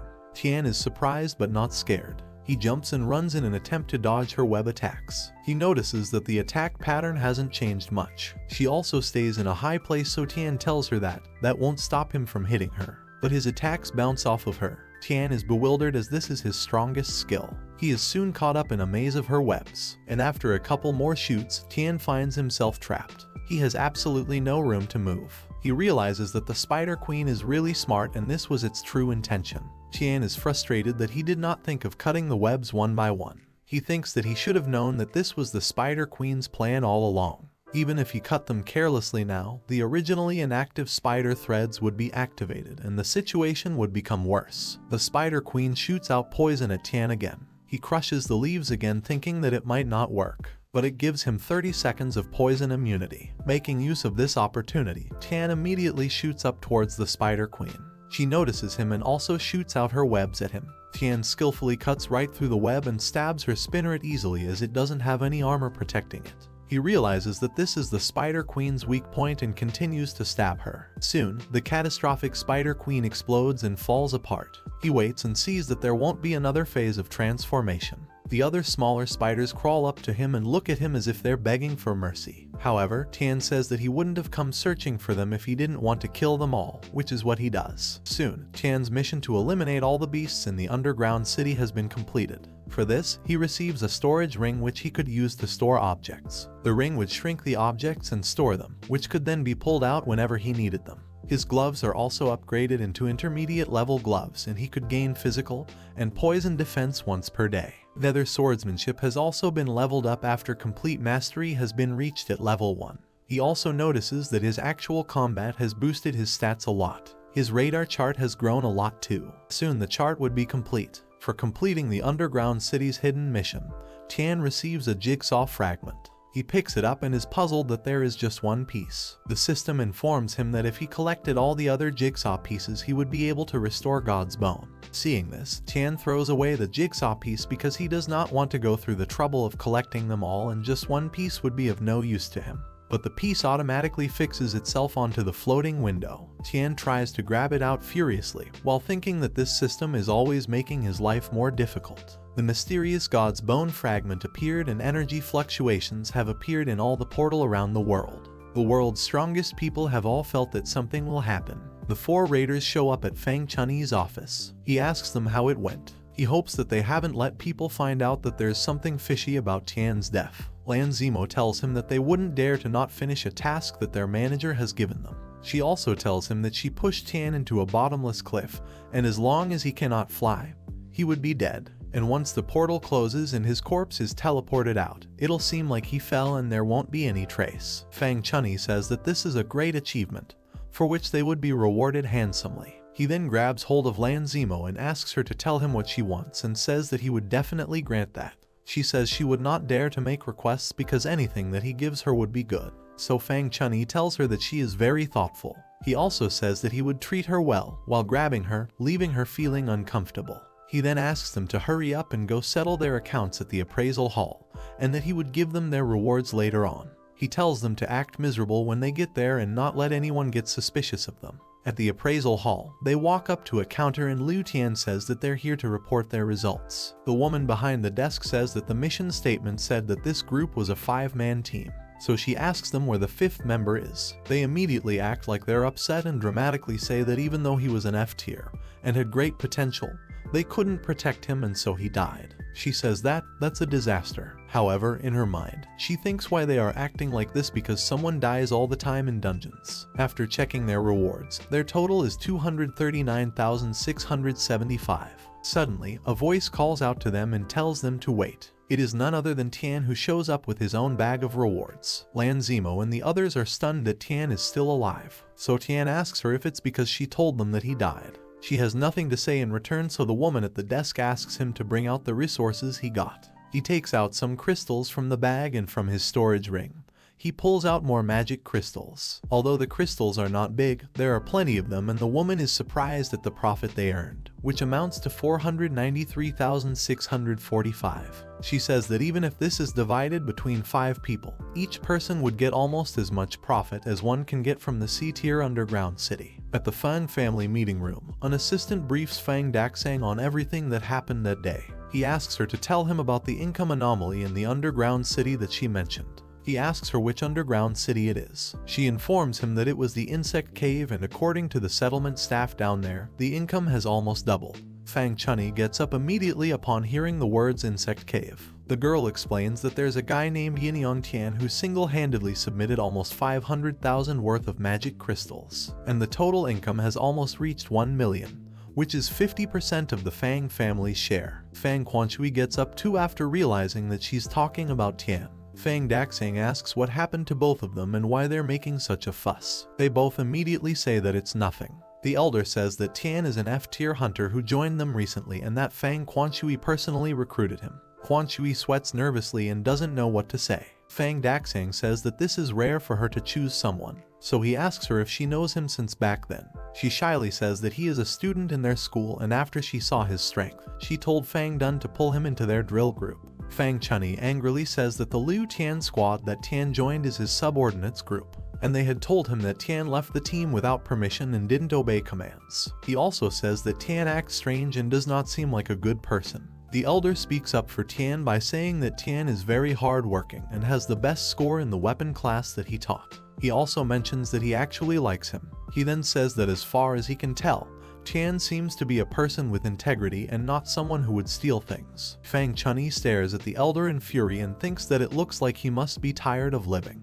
The girl then reads from her report. She says that according to underground city statistics, all of the income is normal. Only the insect cave's income is increased, so this should rule out the possibility of pillaging. So Fang Daxang says that when they put it this way, it sounds like he's still an F-tier but a talented person. Fang Quanshui replies that even though he's an F-tier, he can defeat a D-tier. She says she doesn't know why his strength evaluation is always at the F-tier. So Fang Daxang says that's good. And since Tian is able to make money so well, he suggests that they should put him into the assault team officially. And since Fang Quanshui is the one recruited him, he would be her subordinate. He then says that he's also thinking of letting Quanshui participate in the company's affairs. He also says that she would have to build her own assault team afterwards. Fang Chunny angrily thinks how Liu Tian is such a good for nothing, as he wasn't even able to do such a small task. Fang Daxang notices this and asks him why he looks like that and if he has something to say. He says he has nothing to say. He then thinks that the price of messing with his plans would be death. At the Q Tang University, a lecture is going on. However, all eyes seem to be on Tian. He wonders why everyone is looking at him. Even the teacher keeps staring at him. After class, Tian and YY walk home. She asks him where he's been recently because she hasn't seen him, and he's also not replied to any of her messages. Tian says that he's just been too tired to come to university, and his grades are good enough, so being gone for 2 weeks wouldn't make a difference. So she says that she heard people saying that he joined the Fang family. So she asks if it has anything to do with him not attending classes. Tian wonders who let that slip and just tells YY that he doesn't want to join the Fang family and that he has no abilities. YY realizes that Tian doesn't want to talk about this, so she decides to let it be for now. As they pass by an alley, they see a couple of guys and a girl beating up someone. Seeing that they're bullying him, YY shouts at them to leave him alone. One of them tells her that she's getting the wrong idea, while another guy tells her to not stick her nose where it doesn't belong. She then says that it's unfair for so many people to pick on just one guy. One of the bullies walks towards her while saying that she shouldn't think that they wouldn't hit her. Just as he's about to hit her, Tian throws a punch to his face, causing him to fall back. Tian tells him that if they have a problem, they should talk it out and not beat people up for no reason, and that bullying people only shows what weak cowards they are. Suddenly, the guys realize that he's Yin Tian. The girl also realizes that he's the Fang family guy. Soon, the bullies run away, thinking that the guy they bullied has a bodyguard. YY goes up to the guy and asks him if he's okay and if they should take him to the hospital. He immediately gets up and yells at his bullies that they should be glad to be alive. He also says that he has a bodyguard now, so he would like to see them try to beat him up now. This leaves Tian and YY feeling confused. The guy continues to call the bullies names and swear at them. So Tian and YY turn around and decide to leave as it looks like he's fine. After the guy is done yelling at his bullies, he turns around to thank Tian and YY, but they both have already left. The next day at the Q-Tang University, Tian is beyond puzzled to see that the guy they helped before has started a Yongtian club for him and is hiring recruits for it. He says out loudly that even though some people in the world are awakened, most people are still mundane. But some awakened hunters try to bully the weaker people. He then says that Yin Yongtian plans on being their savior and help such mundane people be free from bullying of the awakened people, and that anyone who joins the club would be protected by Tian. No matter who the person is or how many people, Tian would protect them. He then talks about his story of the escape from bullies after Tian showed up. One of the other students thinks that this guy must be mad to be recruiting people at school. Another student says that when he heard that Tian was joining the Fang family, he thought it was ridiculous, but it turned out that he's an F tier too, so he asks how he could protect anyone. Another student agrees to this and says that an F tier must be good against normal people but not against more powerful hunters. Tian runs up to the guy and smashes the table and tears the whole thing down, asking how he could make a stall for him. Later, he tells the guy that he's trying to bring people into a group that follows a guy who he does not even know. He asks him what he was thinking and when he asked for a fanbase. The guy says that Tian's heroism the day before really moved him and so felt like he could make a difference to the world. Tian orders him to get out of here and not do anything like this again. In class, students talk about how Tian got tangled up with the guy who was bullied. Another student says that the guy is clingy and won't be shaken off easily. The student behind YY tells her that Tian is the talk of the town again.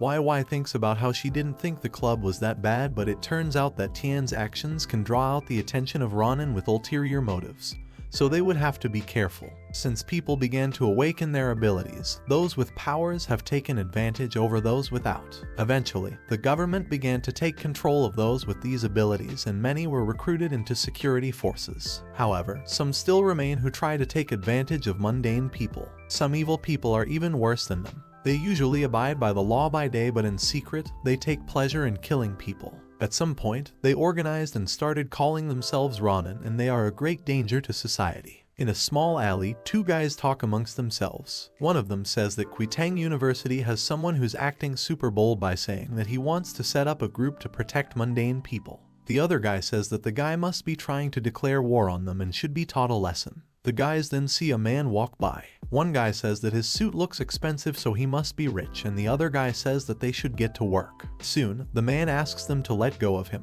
He asks them to not kill him and says that he would give them anything they want. The guy says that he got it wrong because they're not here for his money. He says that they came to kill him for his money. They walk towards him, ready to attack him, but before they are able to do so, someone grabs both their heads and they're both shoved to the ground by their heads. The person asks the man if he is alright. He tries to think of who she is and the girl says that she's a guardian.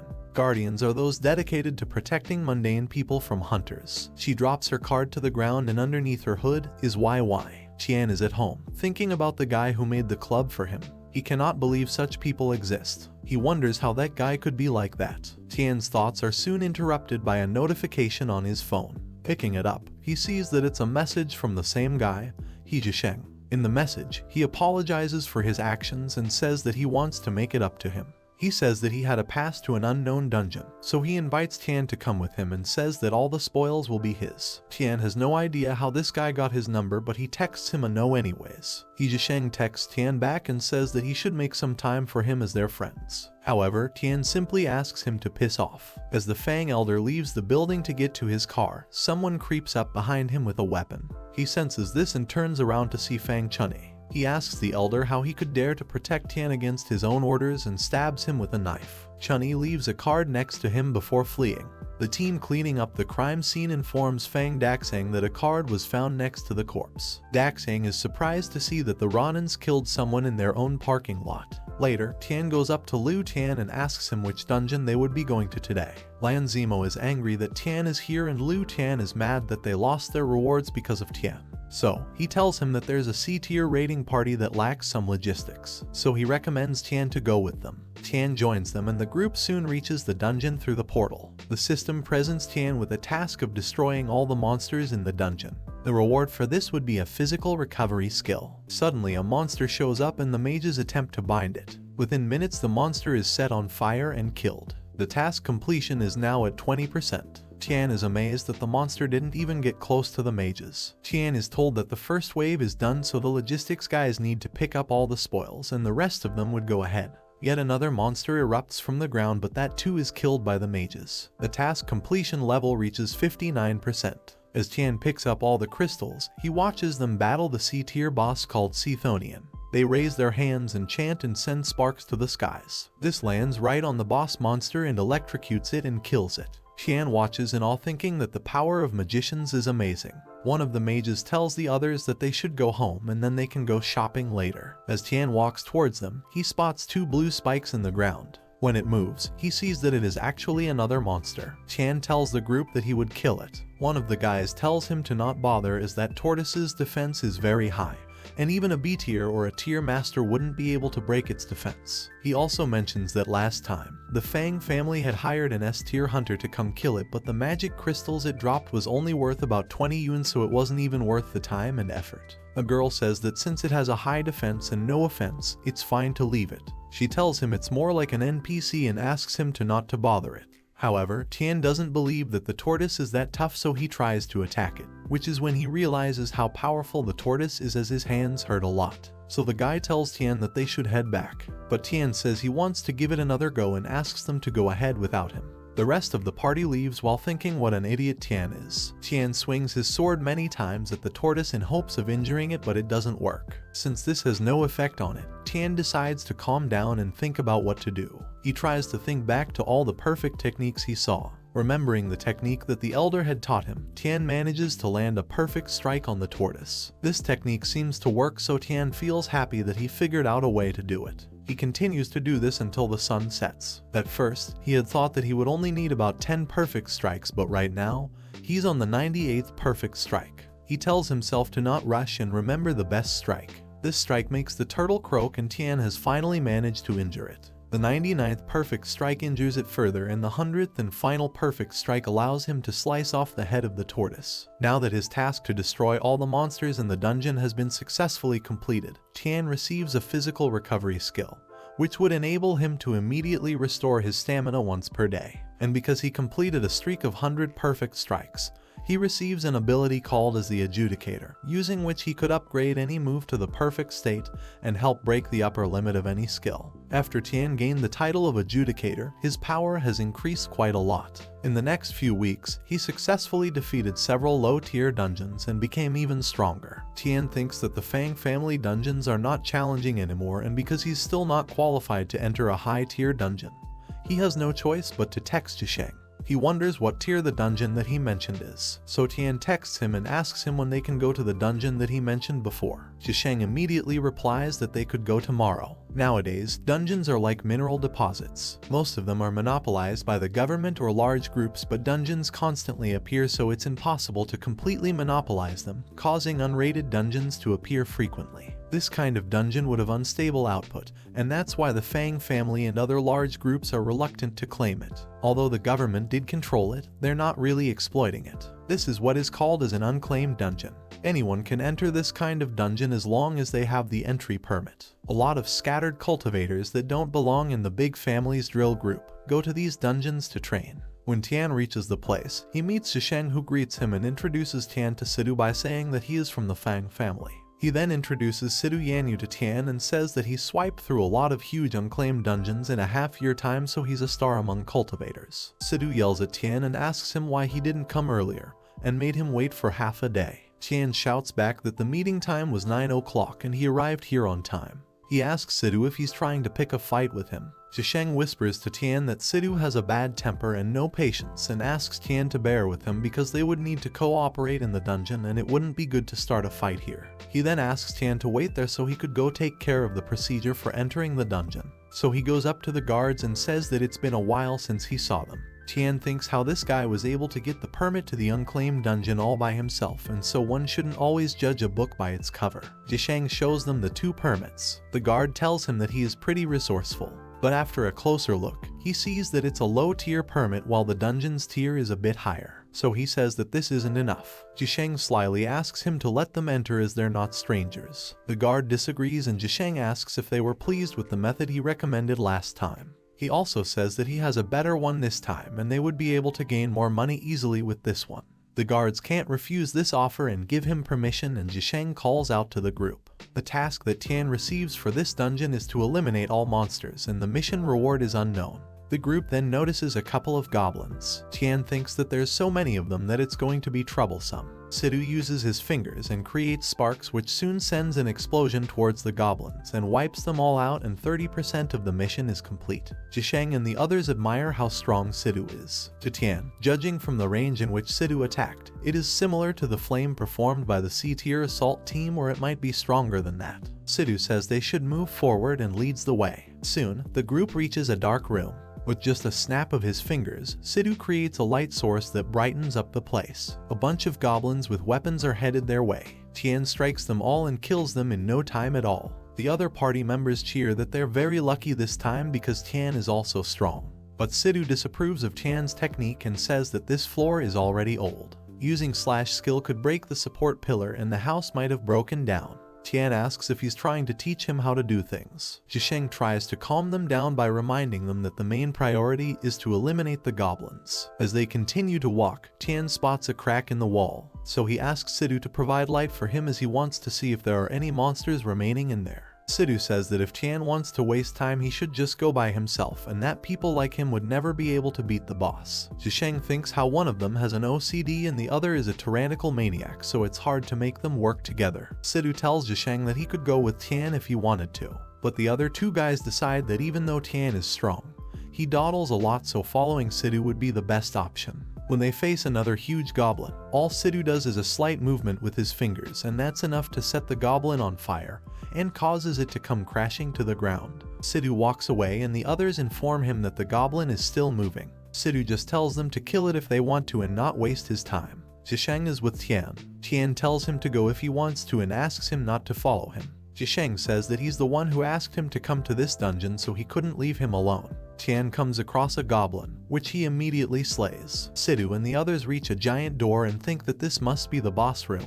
Sidhu breaks the door down by using his powers to burn a hole through the wall. Inside the room is an armored monster sitting with a huge sword. The group wonders if this is also a goblin. Sidhu is battling the goblin boss. He sets the boss on fire, but it does nothing to him as he has on a fire resistance armor, due to which he is able to easily walk away from Sidhu's attacks. So, Sidhu decides that he would just raise the temperature of the attack instead. But when Sidhu does this, the goblin boss blocks his fire attack with ease. So Sidhu decides that the best tactic would be to overpower the boss with quantity. So he shoots fireballs at him continuously. This works and leaves the boss phase for a moment, and so Sidhu gets closer to him and places his hands on the boss's eyes and shoots fireballs. Soon, the boss is set on fire and falls to the floor. After the boss has been killed, the group receives many materials. Sidhu tells the other members to collect it quickly so they can go to the next dungeon.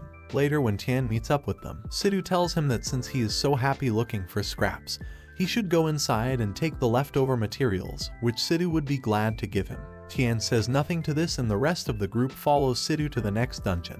They say that they feel at ease following Sidhu. Tian and Jisheng spot a great sword. Jisheng is surprised that no one wanted the sword and left it behind. The system alerts Tian that 100% of the task has been completed. But Tian decides to make sure that there are no secret passages. So he knocks on the wall and the system shows him that only 99% completion has been achieved. Within a few moments, the completion level drops to 98%. Jisheng calls Tian and asks him to look at something that is in front of him. Tian sees a huge creature holding the great sword in its hand. Tian immediately asks Jisheng to stay back and gets ready to fight the beast. The monster roars and Tian jumps up on it and gets close enough to its neck. Tian uses a sword wind release move to attack the beast. Within moments, the monster takes a tumble to the ground. Jisheng is in awe of the instant kill. The monster does not seem to be dead, so Tian says that something isn't right. The head of the monster glows brightly and it soon manages to get up and swing its sword around. Soon, the monster's head seems perfectly intact and there's no sign of injuries. Tian can't believe that it revived.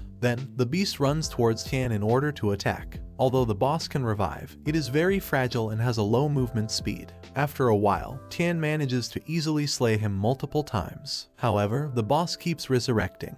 When Tian kills the boss for the 7th time, the light begins to disappear. Zhisheng says that after 7 times, the boss is finally dead. But Tian warns him that something is not right and tells him not to come here. Soon, the lights begin to gather together, and the boss revives into a tier boss called the Goblin Warrior. Tian and Zhisheng are shocked that the Goblin boss evolved. The Goblin Warrior swings its sword at Tian, which produces 3 blades of lights. Tian is stunned upon seeing this, and all of the lights do some damage, so Tian learns that it is not an illusion. As he scrambles to think of ways to fight the Goblin Warrior, it comes running at him while swinging its sword. Tian manages to run away from it, but not for long as his back hits a wall. The Goblin Warrior has him cornered and Tian thinks that he's going to die. But suddenly, the Goblin Warrior stops its advances, leaving Tian confused. He then notices Zhisheng using a shadow taunt skill to stall the boss for a while. Zhisheng tells Tian to think of something in the meantime. He then yells at the boss and runs away, leading him away from Tian. Tian is surprised that his skill is shadow taunt, and he noted that it was even enough to affect a tier boss, so that skill must be high tier. Even though Tian had killed the boss many times, it still prioritizes its attack on Zhisheng. Zhisheng's hate value was higher than his, but since it looks like Zhisheng only has shadow taunt skill, he may not be able to hold on for long. So, Tian decides to do something about it. He activates Adjudicator skill. This would enhance perception to the perfect state. This works perfectly as Tian is now able to see and know their movements even when his eyes are closed. He then yells at Zhisheng to stop taunting the boss and asks him to go hide. Tian faces the Goblin Warrior once again, but this time, he feels like he can sense and calculate the boss's moves. The Goblin Warrior uses a 5 lights chain slash, which Tian immediately perfectly copies. Using this, Tian successfully defeats the boss, who gets sliced into pieces. Tian then says that his sword technique is more perfect than the Goblin Warrior. The mission progress finally reaches 100%, and as a reward, Tian receives an ability called the Substitute Puppet. This would allow him to withstand 9 fatal injuries and increase his speed for 5 minutes. However, it would be weakened once time passes and he would be paralyzed for 24 hours. After leaving the dungeon, Sidhu felt dissatisfied and immediately led the team into another unknown dungeon. The team is currently in the Arctic permafrost. Led by Sidhu, the group walk around when they spot a giant bird hovering above them. It is a B-tier boss named the Ice and Snow Bird. The group members are glad that this is the boss. One of them says that Sidhu's fire element can easily restrain the bird's snow element, so this would be their win again. With a few simple hand gestures, Sidhu shoots fire attacks towards the bird, but it immediately flies away and escapes. Sidhu notes that the bird is very agile, so he decides to overwhelm it with quantity like he did previously in the other dungeon. He shoots fireballs at it continuously, hoping to bring the bird down. However, it ends up falling on his group members as the flames are being blown back by the bird. Sidhu wonders if the bird boss has an ice and wind dual attribute, so he conjures up a giant fire attack and flings it towards the bird. But the bird sends down a shower of ice spikes down on it and puts out the fire, and the remnants fall on the team again. Sidhu is frustrated that the flames are not able to melt the ice spikes. Sidhu realizes that he is restrained by the bird's attributes. The others run for cover and say that Sidhu is troublesome. At that moment, the bird flies right above them and drops more ice spikes, blocking their way. They try to come up with a plan to escape and Sidhu creates an opening for them by melting the spikes with his flames. They thank him for his help and before they run away, they ask if he is not coming with them too. Sidhu tells them to not underestimate him and stop the nonsense and leave. Soon, the bird attacks Sidhu again with its ice crystals. Sidhu raises his hand and tries to melt the spikes with the flame attack. Meanwhile, Zhisheng and Tian walk out of the dungeon with the rewards. Zhisheng is overjoyed that he earned so much today. Tian tells Zhisheng that he would give him his share after he changes it to money. He also says that they would split it equally. They both then spot Sidhu, followed by their team members with burns and frostbites. Zhisheng asks Sidhu what happened to him and what boss made him so embarrassed. The other members say that the boss was too strong and had both ice and wind attributes and that Sidhu was restrained. Feeling intrigued, Zhisheng asks him what the boss looked like. Sidhu tells him to not ask what he is not supposed to ask. And since Zhisheng just came out of the dungeon, Sidhu tells him that he shouldn't have followed someone like Tian in spite of him telling him that it would be a waste of time. Zhisheng tells Sidhu that it is not true and that he never actually killed the boss. He explains to Sidhu that the goblin boss had 9 lives and kept resurrecting until it became an A-tier boss, which they both defeated after a lot of effort. He then shows him the rewards that they were granted. Tian tells Sidhu that his impatient personality is not a good thing and that it is better to be as steady as he is. He also says that he is the one that beat the boss and it is Sidhu that is wasting his time. This angers Sidhu and Tian tells Zhisheng that they should get going. Before leaving, Zhisheng tells Sidhu that would be all for today and that they would work together next time. Sidhu feels disappointed that even when just encountering a boss and not even defeating it, he could not protect his team members. He feels ashamed that his own attacks hit them. He then thinks to himself that maybe it is time to end the team just like his father had said. At home, Tian is checking out the reward he was granted for defeating the A-tier boss, the stand-in puppet. He thinks about how before this, he had received the ability to fully recover his strength daily and now, he could say that he has 9 lives with full physical strength. Tian's phone beeps with a message. He opens it to see that it is a message from Fang Quanshui. She says that the training group would be holding a competition tomorrow for new members to select talents who could enter C-rank dungeons and above. She also mentions that Tian has to come tomorrow for the competition.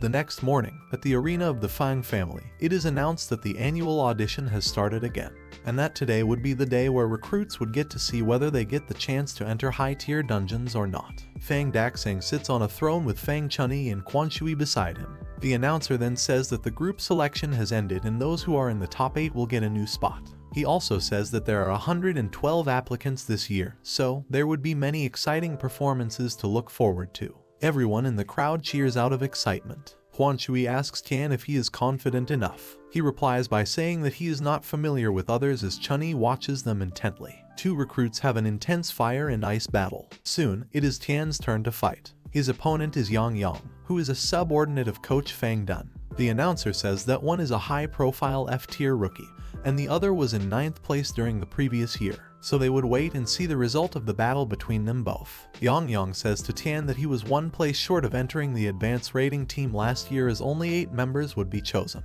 So, he says that this year, he has to be promoted. As soon as the announcer tells them to start, Yang Yang charges at Tian. However, Tian uses Ferocious Tiger Punch on him. This causes Yang Yang to fly back and hit himself against the wall. The announcer says that last year's 9th place has been defeated in seconds and so, the winner is Yin Yangshan. Seeing this, Fang Daxang tells Quan Shui that the rumors are true and that she really found a treasure. At the end of round 2, Yang Yang is once again beaten by Tian. By the end of round 3, Yang Yang asks Tian for mercy. Soon, this year's top 8 candidates are selected and congratulated and Tian is one of them. Standing next to him are Lan Zimo and Liu Tian. Tian tells them that he did not expect them to be here too. Lin Ting tells Tian that he underestimated him before he watched his battle. Then, the announcer says that these 8 candidates can now enter C-tier, or higher rating teams, but the battle isn't over yet. There are 7 more games left to decide the champion.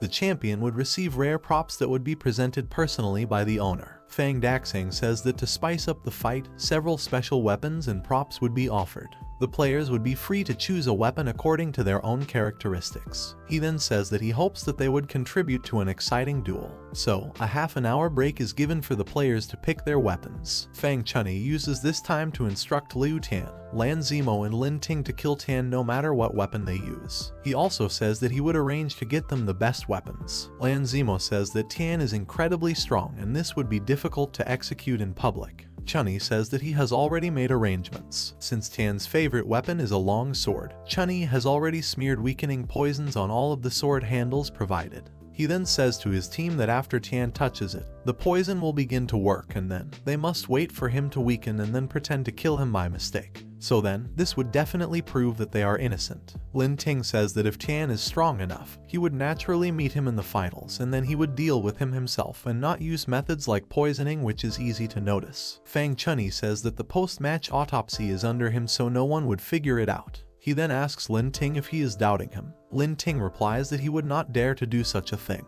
After the break, the competition begins again. The announcer invites the players to come and choose their weapons by hand. Tian walks up to the swords and can't help thinking that the decoration of these swords are too much. Even the hilt and gauntlet are asymmetrical and none of them seem to be as good as his own sword. So Tian walks away from there without picking any weapon.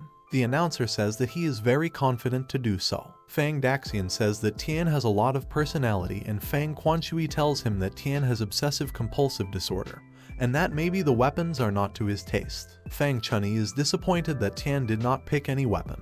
The very first step in his plan has gone wrong.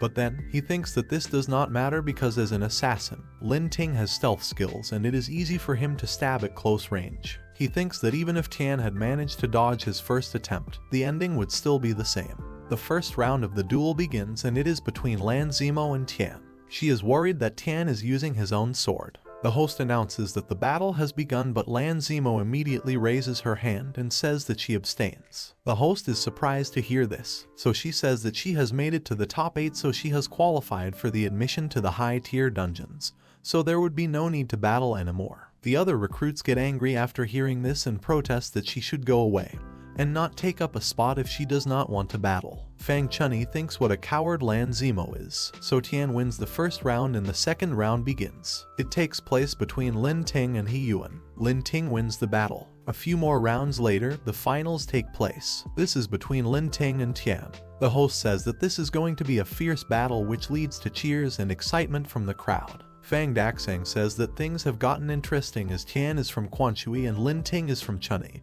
and they're both the ones meeting in the finals. So, Daxian looks forward to the results. Fang Chunyi and Quanshui watch on keenly too. Soon, the duel starts and immediately, Tian and Lin Ting clash their swords. They each try to push the other off until they both stumble backwards. Tian then slashes his sword which emits 3 blades of light. This shocks Lin Ting. Suddenly, Lin Ting has disappeared and Tian is beyond confused. Fang Quanshui realizes that Lin Ting has used stealth to hide himself. Tian looks around him, trying to figure out where his opponent is. Suddenly, he senses a presence near him and holds his sword in front of him. This works effectively to block Lin Ting's attack. Lin Ting is surprised that Tian was able to do so. He thinks how if Tian had not blocked him, he would have been able to cut through his abdomen. He wonders if Tian can see him, so he decides to test it out just to make sure. He places his sword in front of Tian's chest, but there are no reactions from him, so he realizes that he cannot see him. So he goes to attack him with the sword. However, Tian senses it and dodges it and attacks back by swinging his own sword. So Lin Ting realizes that Tian would be able to see him as long as he attacks him. Tian has already raised his perception to perfection,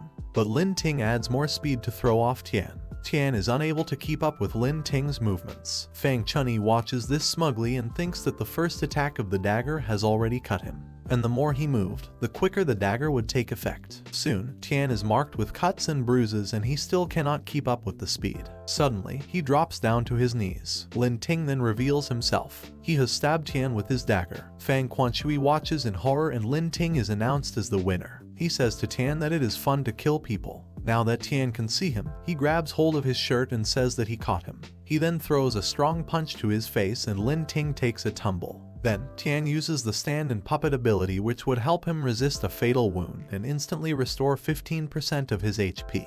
Upon using this, Tian's wound immediately starts to disappear and heal. Because of Tian's perfect punch, Lin Ting has been knocked out completely. The host says that Tian's chest was penetrated and he was still able to successfully counterattack and used his healing skill as a last resort. He then announces that the winner of the final duel is Yin Yangshan. The crowd erupts into cheers and even Fang Daxian says that it was very good and that Tian used a very smart battle tactic. He then notices the dagger on the floor. He recognizes it as the bloodthirsty dagger. Due to its overly violent nature, it should not have been one among the provided weapons. Tian's chest was penetrated by this dagger and even if he had healed, he should not have been able to bounce back like that. So he thinks that it's not just Tian's abilities that cannot be tested, but that he also has other secrets. Tian was able to defeat a B-grade assassin while using an A-tier weapon, so Daxian is afraid that his real abilities are not beneath Chunyi. The champion is then asked to come up and receive the prize from the master. Tian is congratulated by Fang Daxian, who says that a talented person like him has come from the Jiangshan generation. He also says that Tian is very good and it is no wonder that Quanshui has always admired him. Tian tells Fang Daxian that he is too kind. Daxian then says that since Tian uses a sword, he would give him a sword as a prize. He presents him with a sword and says that it is called the Last Clouds of Kantong. In his mind, Tian thinks that is not right. Tian thanks Daxian for it and says that he does not need the sword. Fang Quanshui tells Tian to not be disrespectful and hurry up and accept it, but Tian refuses it yet again. Fang Chunyi yells at Tian, asking him how he could dare to refuse something that the master had given him. Fang Daxang says that it is okay and asks Tian what he wants since he doesn't seem to like the sword much. He begins to say that he does not want anything, but he drops to the floor. When Tian wakes up, he is at the hospital. A nurse comes up to him and asks him if he woke up already. Tian tries to think of what happened, so she tells him that when he lost consciousness, his heartbeat was irregular, and he was sweating profusely, so she did not expect him to wake up so fast. She also says that those with abilities are quite strange. She then asks him to wait because she is going to call the master. Tian thinks that losing consciousness must have been because of the side effects of the stand-in puppet. He also realizes that he is in the Fang family's medical center. The skills description had said that he would be paralyzed for 24 hours, so Tian wonders how long it has been. Since he also has a body recovering skill that he received after defeating the turtle, he is sure that he would be able to get up immediately. Fang Daxang shows up with Chunyi and Quan Shui and asks Tian how he is doing. Tian says that it is nothing and that he can go home soon.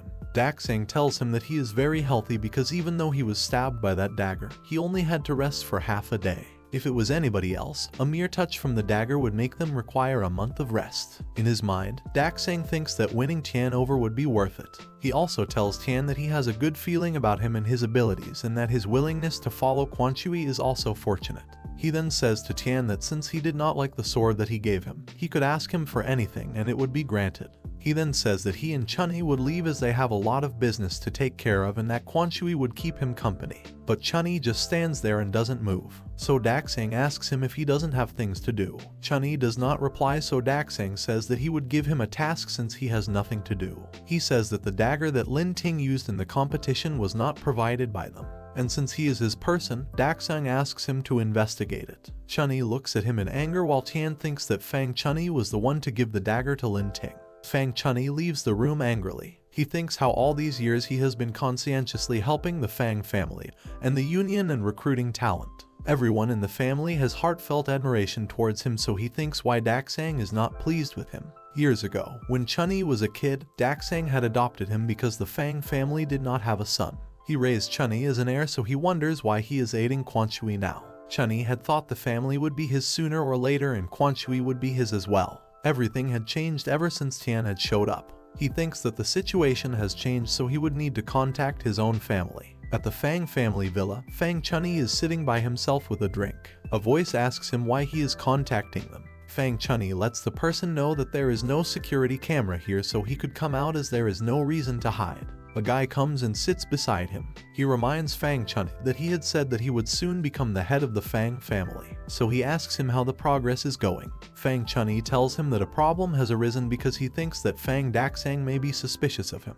He continues to say that Daxang has begun to foster Fang Quan Shui's power, so Chunyi thinks that Daxang wants to hand over the position to her. He says that he even tried to get rid of the people under her a few times but was quite unsuccessful, so it would not be possible to peacefully succeed as the head. So the guy replies that while he is still the #1 successor, he should go and kill Fang Daxang. Fang Chunyi says that he needs to help him do so, because even though Fang Daxang is old, his skills and abilities are still there. The dangers of directly killing Fang Daxang are far too great, so he would need the Cayenne family to set something up. So the guy asks him what his plan is, and Fang Chunyi says that the key piece of the puzzle would be Fang Quan Shui. He also says that he needs the Cayenne family to send some highly skilled people to kidnap Fang Quan Shui, and then they would send out a message saying that she is held captive in an unclaimed underground city. There are a lot of unclaimed underground cities, and Fang Daxang would send everyone from the Fang family to look for her as she is his only child. There is also a high chance that he would personally go and look for her, and no matter what happens, they could use this chance to split up contact between Fang Daxang and his skilled fighters, so they could then lure him to the place that they set up and kill him. Chunyi also says that kidnapping Fang Quan Shui would be their safety net. But if Fang Daxang really is unbeatable and somehow manages to escape, the plan is to just kill Fang Quan Shui. And even if Fang Daxang wanted to change the successor, there would be nobody else to take over, so he would have no choice but to pass the position to him. The guy then says that he would and go inform the master immediately, and that they would execute the plan tonight. Fang Chunny says that there would be no rush, and if the plan is executed too directly, it would easily cause a mishap between the two families. He then says that he has already thought of who to blame for it. At the Fang family building, a meeting is underway. Fang Daxang says that as everyone already knows, the bidding reports that they submitted were all unsuccessful, and that they were all stolen by the Cayenne family. He then asks if anyone has any other thoughts to discuss regarding this matter. Everyone, including Quan Shui and Chunny, just look down and keep quiet, without saying a word. The executive director, Fang Huan, yells that there is nothing to discuss as the strategic reports that they submitted were rejected, and it was only because the Cayenne family submitted theirs a few hours before the Fang family could. She then says that it could have been a coincidence the first few times, but it has been like this for the past couple of months. So their internal documents must have been leaked. So, she angrily says that there must be a traitor among them. Fang Daxang says that he thinks so too, and then asks Fang Chunny what he thinks about all of this. Fang Chunny says that he also thinks that there is a traitor among them, but what is important is to examine which underground city was stolen by the Cayenne family and figure out a timeline, and that way they could figure out when the traitor appeared and also determine the scope of who the traitor may be. Fang Daxang says that is also what he is thinking, because based on the investigations, the leak of secret internal documents happened around half a month ago. During this time, all of their bids were the same as the Cayenne family, so Fang Huan says that they must separate and investigate everyone who joined the Fang family during that time.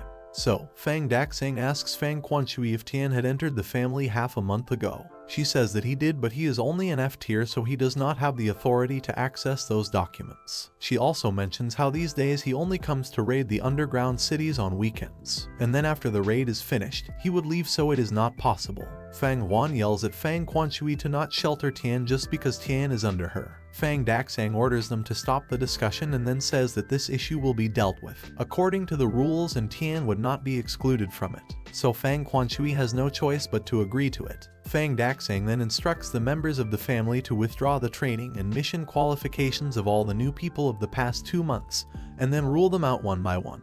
After the meeting is over, Fang Chunyi tells Quanshui that she should not be disappointed because she may know a person but not their heart, and so she would not know what kind of person Tian really is. He then tells her to wait for the results of the investigation and asks her not to worry about it. He also says that even though Tian says he has OCD, he is just faking it, and he is pretending to be cold just to knock her confidence down so that he could approach her. He also says that Tian hangs out with women all the time and his personal life is very messy. Fang Quanshui then says that he must be talking about YY, who is just his childhood best friend. She also says that Ben has already reported that the interactions between Tian and YY are quite refrained. Fang Chunyi says that YY goes to Tian's house and nobody knows what a single man and woman do at home.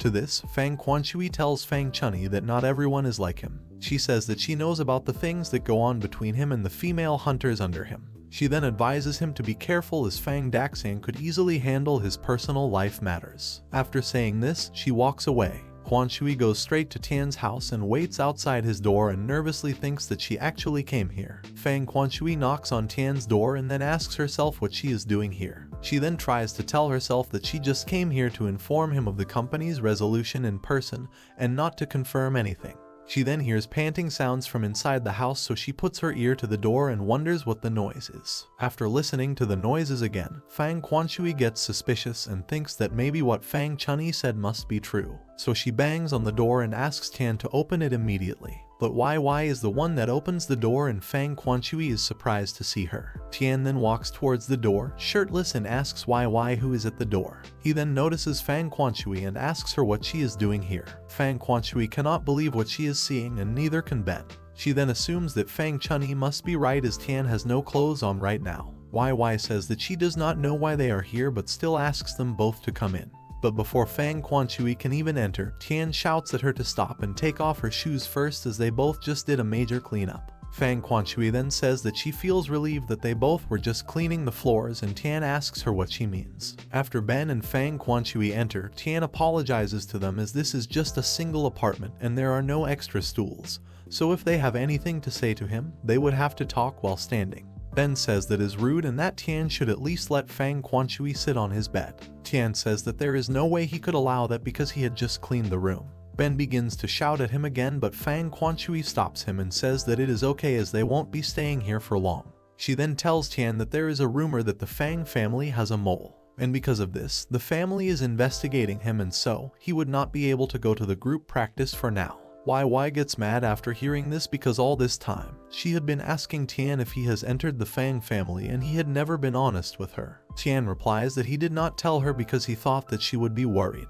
Then, Fang Quanshui tells Tian to not worry about this as he would be allowed to train again after the suspicion has gone down. Tian says that this does not matter to him because he did not want to join them anyway, so he would just take this opportunity to quit. Fang Quanshui says to Tian that he is already one of her people, so he would legally not be allowed to leave. YY grabs Tian's arm and tells Fang Quanshui that Tian does not belong to him and that she should not be sentimental. Fang Quanshui asks YY if she does not know about the regiment policy according to which Tian is hers now. Then, YY shouts back at her to let go of him. After Quanshui leaves from the apartment, she thinks about how YY had said that even if she begs Tian, he wouldn't come back. Fang Quanshui angrily tells Ben that YY does not even know that the training group is dependent on relations with people. Ben suddenly stops and says that something is wrong because even if there are no passerbys on the street, there should be undercover guards who are supposed to follow them, but there is no one. He then stands protectively in front of her only for someone to crush him and smack him into the ground. Fang Quanshui runs to Ben to see if he is okay, and a voice tells her that she should not get close to him as they don't want to crush her too. She turns around to see who said that, but before she can, she falls unconscious, and a hooded figure catches her. He then tells another hooded person that the mission is complete and asks him to take Fang Quanshui to the unclaimed dungeon. So that is it for this video. Guys, hope you enjoyed it. So if you like the video, then hit that like button and leave a comment for the next part.